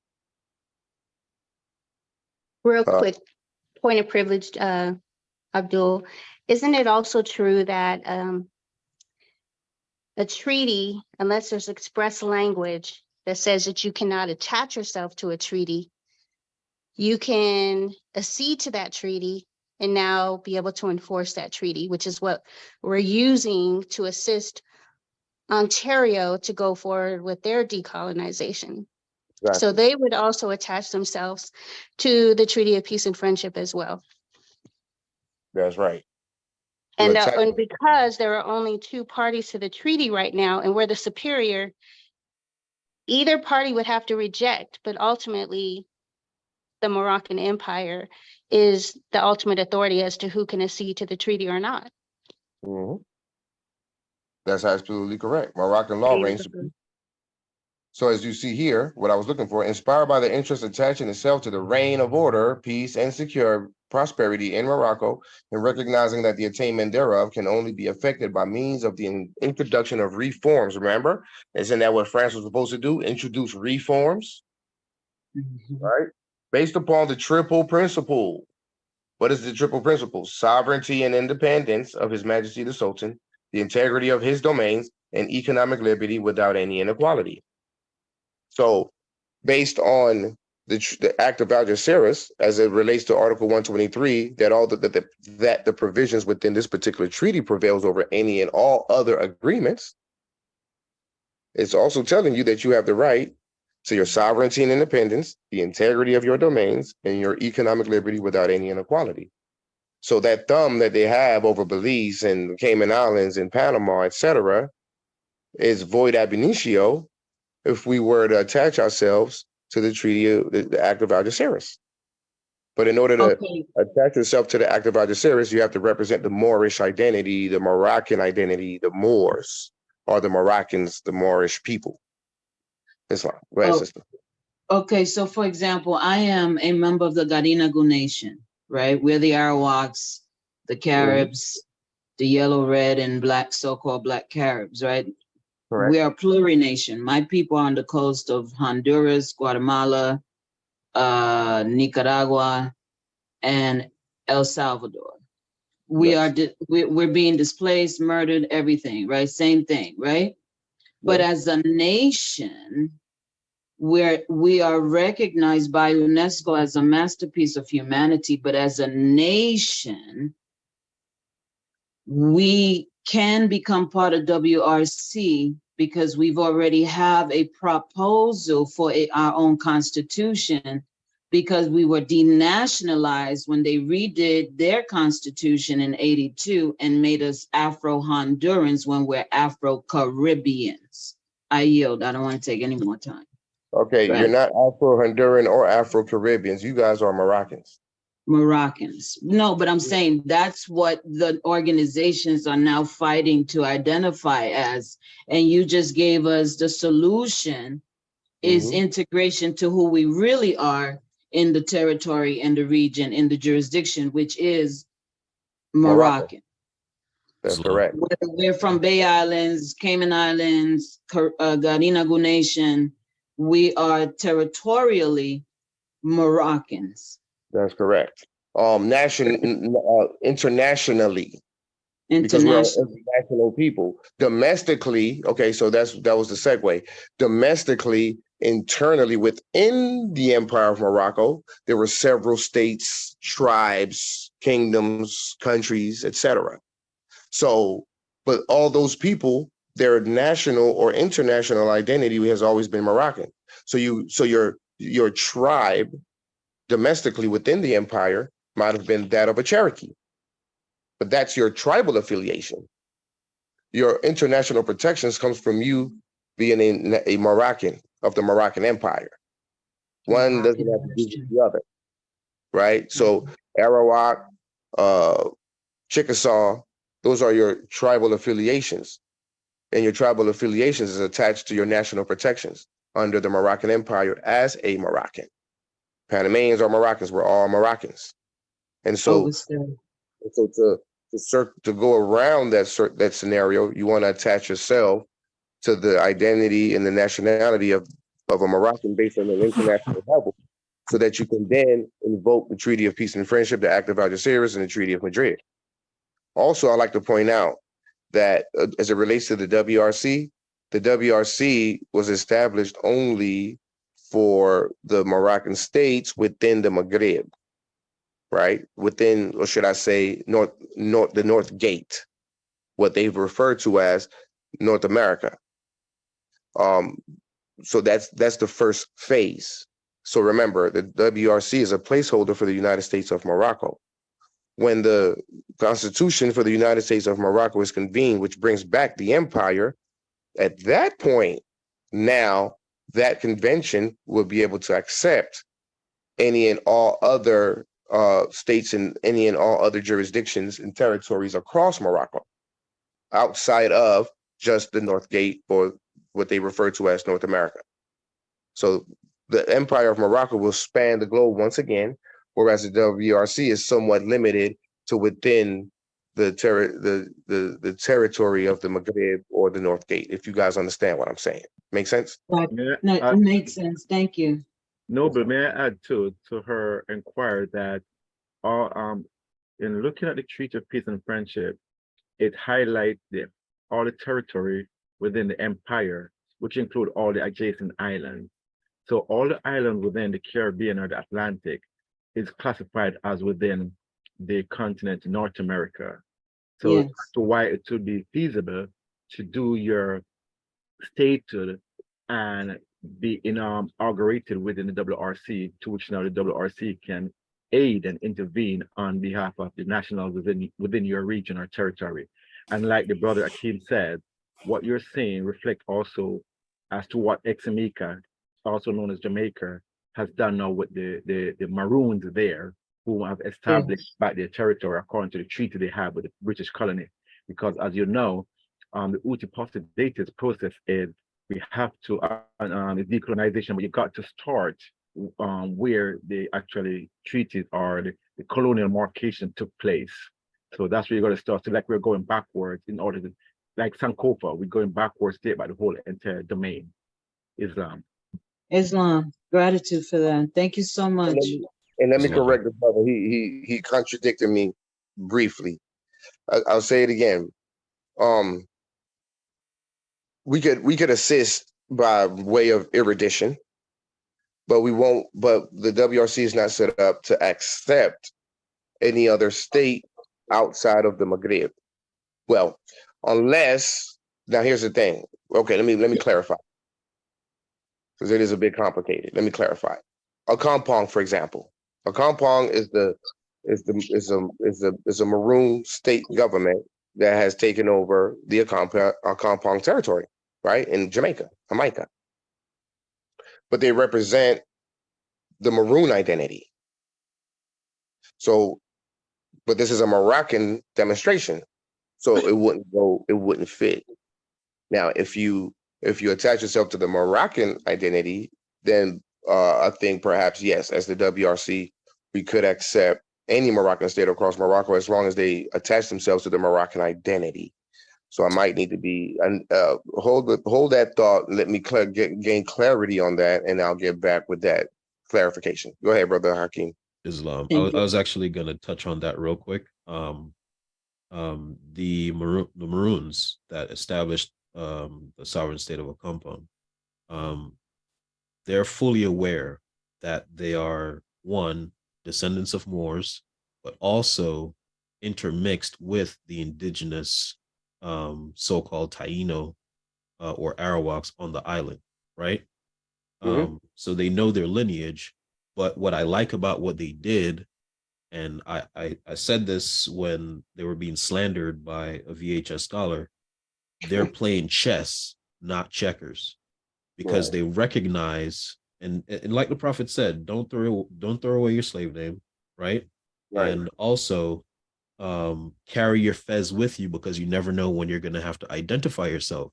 This is why I like how they've been donning the fez at the events, right? Letting the world know they know they're Moors. But they're also, for the moment at least, keeping the maroon name because that's what's in the treaty, right? Until they get to certain stages, you don't want to, let go of certain things. Yes. You feel me? Because if they were to have abandoned the whole maroon thing, then Jamaica can come in and say, well, now you're no longer party to the treaty, so you don't have rights to this land now, right? So that's one of the things I like about what they're doing. They're letting the world know, yeah, they know they're Moors too, right? But they also know they're indigenous to the island, and they also know they have a right to this land per this treaty, right? And regardless of what the government of Jamaica wants to say, wants to claim sovereignty over the whole island, the Maroons, the Moors on the island know better, because Jamaica is not even a sovereign state. It's the British Crown that's the sovereign over them. That's right. It's a commonwealth. And what I'd like the Moors to pay attention to is that almost a year after the Akompong Maroons established their state, all of a sudden the government of Jamaica is talking about a referendum for a constitutional reform to get rid of the crown. All of a sudden they got a problem with the crown. Right. all of a sudden they realized, and one of the ladies said this, that they, the Jamaican officials, are subjects to the crown. Right. Right. Yep. But yeah, so they recognize that Akompong's going along on statehood. They have sovereignty, but the government of Jamaica itself don't. Right. Right. So this, for at least the other Moors around the islands that are going through similar things, that's like a teachable moment, essentially. And I'd highly recommend looking at what the Maroons did and what they're still doing, because it's not over, right? But look at what they're doing, and if need be, get in touch with them, because the situation is somewhat similar. On the mainland, it's different. Yes, that's right. And I've reached out to, by the way, respect and honors to the head of state of Akompong, Chief Richard Curry. I reached out to him probably about a year back on his website. He didn't respond, but I'll reach out again. I'm sure he's quite busy with his demonstration and his works. So honors to that good brother, honors to the Moors and the Maroons and Akompong, who have taken the steps to ratify and deposit their constitution, come back into their self-governance under self-determination. It's a beautiful thing, and eventually, at some point soon, we will connect with the WRC and make further moves. It's beautiful what they're doing, and that was well articulated, Brother Hakeem. Good, brother. Thank you. I could actually line that up for you. I've actually spoken to the brother, a couple times, even when they was going through their movements. That's where a lot of my pedigree comes from. So, yeah, I'm full aware, and you brothers are absolutely correct. Yes, I am acquainted with the brother. Actually, we got Ken. So, guys are actually correct in what you guys are saying. And that is the sole purpose of why they had to attach the Maroon, because it is a part of the treaty. But I'll definitely get that contact to you, so we could get that we can get that going. We could definitely get that going. Yes, Islam. Yes, definitely. I love what he's doing, man, and we got to all unite, because one thing is for sure, they're on the island by themselves, and like literally, right? So they need to engage into they need to have an option for commercial activity, because that's going to be a way in which they're going to attempt to keep them at bay, right? So we're taking control of the mainland. So a treaty with Akompong, for example, would allow them the opportunity and the ability to do commerce in Morocco, and so that the colonists cannot interfere with that. Also, to point out what you mentioned about Jamaica not being a sovereign state, that's what Nova was saying earlier regarding neo-colonialism. See, Jamaica is neo-colonialized, right? You have the heads of state that look like you, but they're proxies on behalf of the colonists. And the agreement is not based in their sovereignty and independence. It appears as such on the surface, but in reality, the British Crown is who actually has authority and jurisdiction, civil and criminal, over the Jamaica and the people of Jamaica. And so what Akompong has done has served as a way for the people to have a way to have their own sovereignty and independence, their own jurisdiction for their own protections, because they got to be able to prove foreign protections, right? Foreign to what? Foreign to the colonialist, foreign to colonialism, foreign to a colonial state, such as Jamaica, or really Great Britain, United States of America, Spain, and their Spanish occupations over the so-called Latin American countries, which are actually Moroccan nations, right? So I grew up speaking Spanish, but I also grew up speaking English. Like I literally can speak Spanish, but that's because of the Spanish conquistadors, which were Moors. Keep in mind, colonialism doesn't have a face; it's an action. And the original colonists were the Moors, right?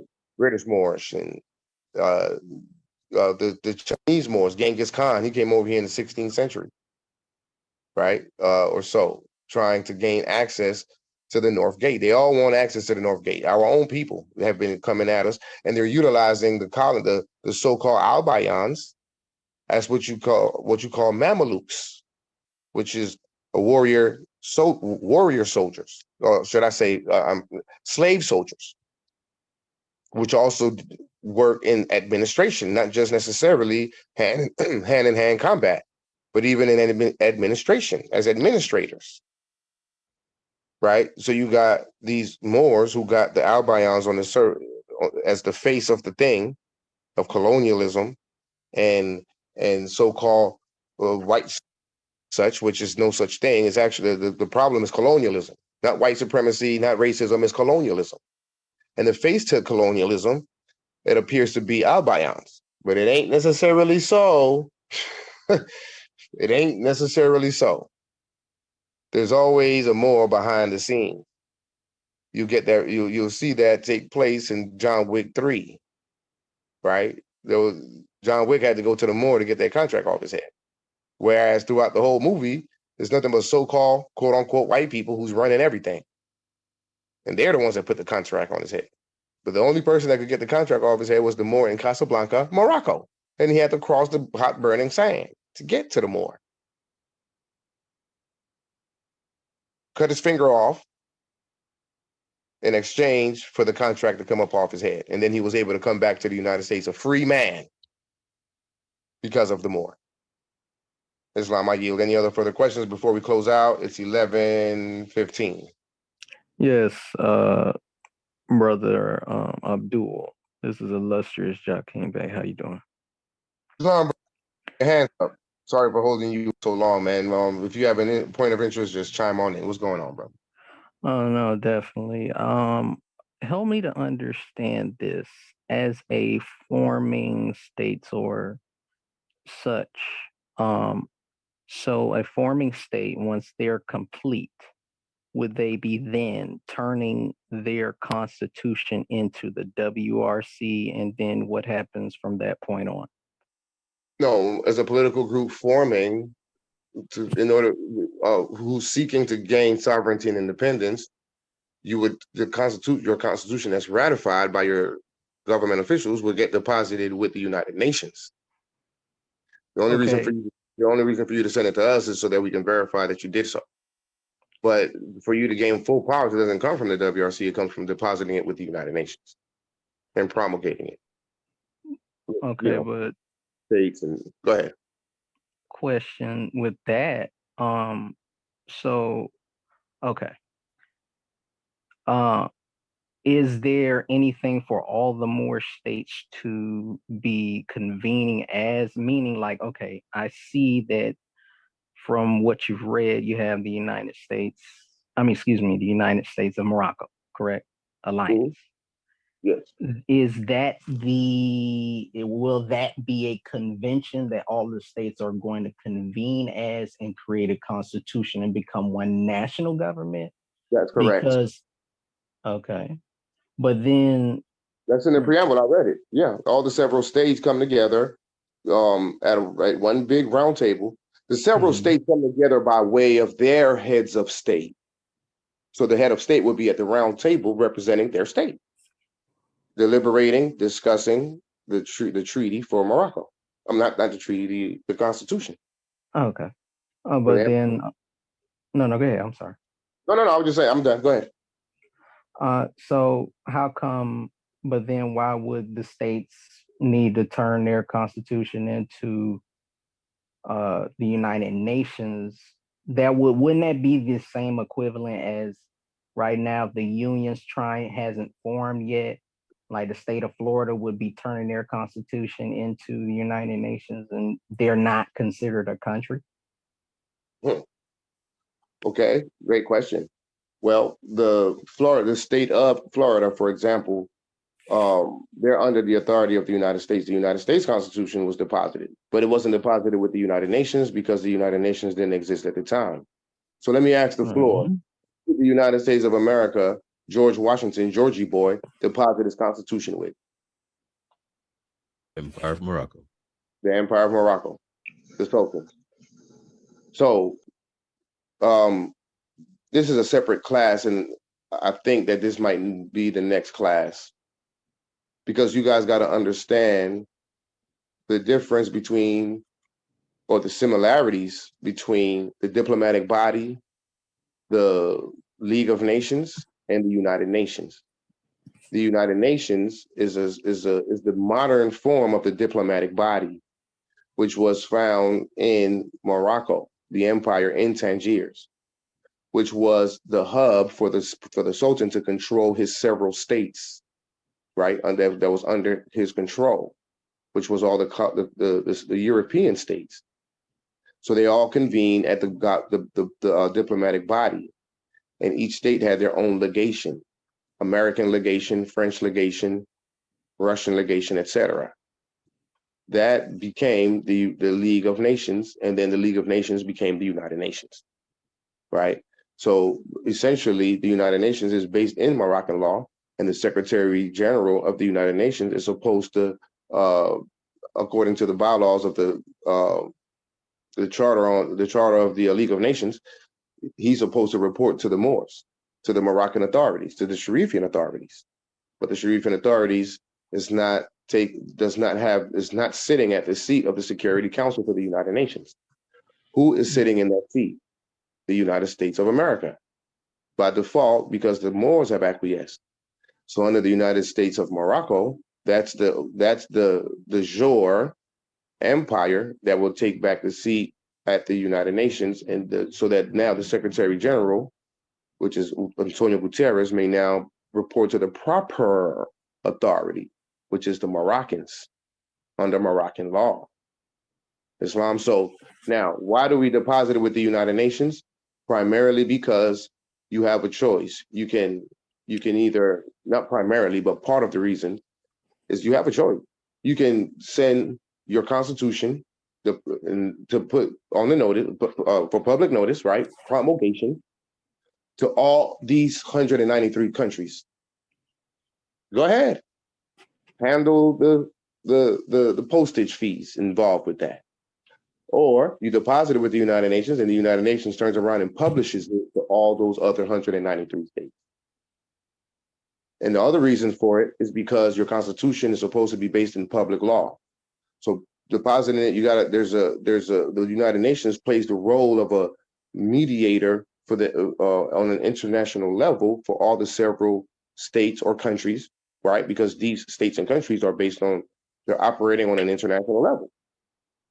So there's got to be a mediator, a referee somewhere to be able to mediate disputes between these several states. That's the role that the United Nations play. So depositing the Constitution with the United Nations, according to the instructions set forth in the Charter, is where you will be able to gain your full powers as found in good and due form, because now it's become public law for all the states to see and now recognize and adhere to your sovereignty, respect your sovereignty as a sovereign state. No one can say otherwise. That's your law on the record to let the world know I'm here. You cannot infringe upon my rights, right? Because if doing so is a violation of my constitution and international law. I hope I answered that question, Islam. Well, you're definitely correct, brother. Because the United Nations is basically the depository for the international forum. But then to me, what makes sense is for there to be a convention already with the states that are already formed. And then as states are forming, the convention would already have happened to where you'd send one national constitution to the international forum, which would actually take that burden off of the rest of the states. That's out of sequential order. That is what we're doing. Oh, okay. But it's in sequential order, because once like the brother was saying earlier, empires come from states. So the states got to form first, so that then the empire can convene, and then we can deposit that constitution as now becoming member states of the United Nations, but with the sovereign authority over all those nations. like their military is our military. But we have to bring the empire online first. And that's a due process that we're going through, is bringing the empire online so that then we can deposit that one constitution with the United Nations instead of to become the member state and the sovereign authority over it versus all these several states that wouldn't, that's not even efficient. The proper way is the other way that you were saying, is the way we're doing it in sequential order. Establish the several states first, then convene in a constitutional convention to establish the constitution for the empire, and then deposit that and that constitution with the United Nations, and then take everything over from that point forward. Everything. When I say everything, I mean take everything back over. Everyone is sitting in our seat because we acquiesced for over 300 years and the world has moved on. Now that we're in the third and fourth generation, Moors with our eyes wide open, seeing and knowing, putting the old Moors in the back, we're the ones who's going to bring to fruition the other half that wasn't told by the illustrious prophet Noble Drew Ali. Any other questions? Islam, brother. Much gratitude. Islam. All right. Peace and love. Go ahead, brother. Yeah, I'm not gonna stay long, but you said peace and love to everybody. Peace and love to all the Moors, peace and love to all the goddess and the matriarchs. You said something very, very important, and it made me have to go back into my vault. You said that the albinos are the front face for the actual ones that controls them. I did a podcast almost a year ago stating that, because Noble Drew Ali said that not all skin folks is kinfolks, and they look like us, but they're not us. And all I'm gonna say is I have transcript, I have documents, but all I'm gonna say is Switzerland is where they're at. They look like us, but they're not us. They're in Switzerland. That's why Switzerland. Islam, I second that. That's why Switzerland flag is white with red background, because white is the brainwashing of the Jesus Christ character being white, and the blood when you bleed on the cross. That's why the cross has a white cross with a red background. They're in Switzerland.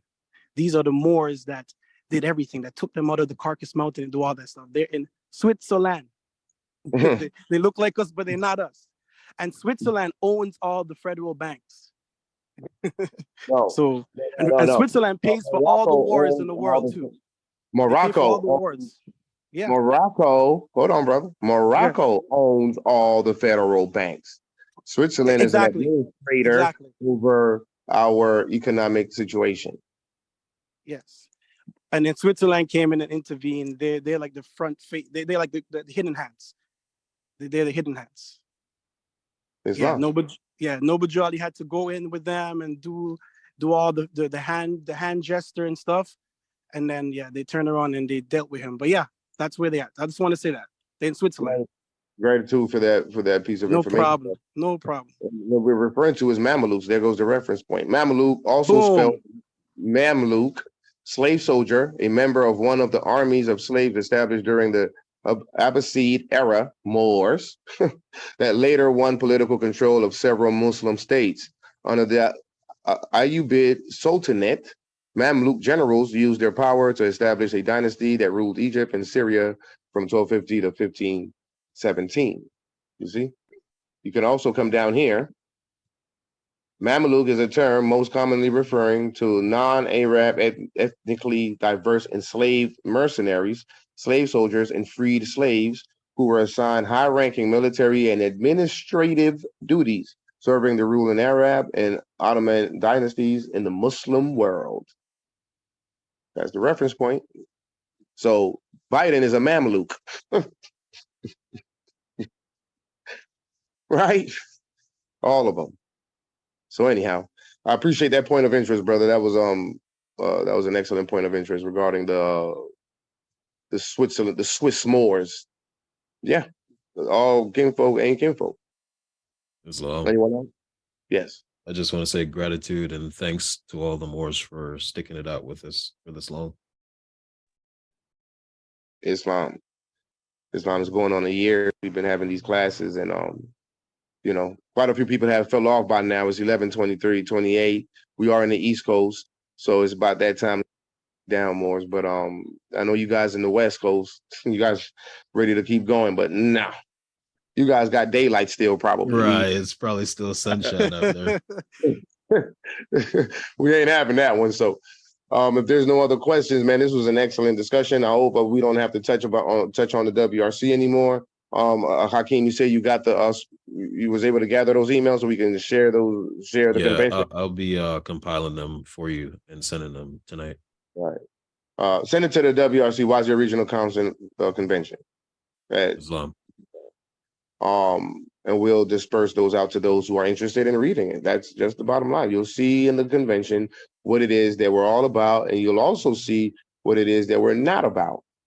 And I'll tell you here for the record, we're not about that foolishness. We're not about obstructionists. We're not about separatists. We're not about anyone going against the principles of love, truth, peace, freedom, and justice, uplifting fallen humanity, unity amongst our people, and ultimately unity amongst our states. WRC represents exactly that. Two mottos that we can stand by. Knowledge is free at the WRC, and we are all in this together. With that, I yield. May you all have an excellent rest of your night, and may the blessings of Allah be upon you all. Peace and love. Islam. Islam. Islam. Islam. Islam, Morris. Yeah. Islam. Islam.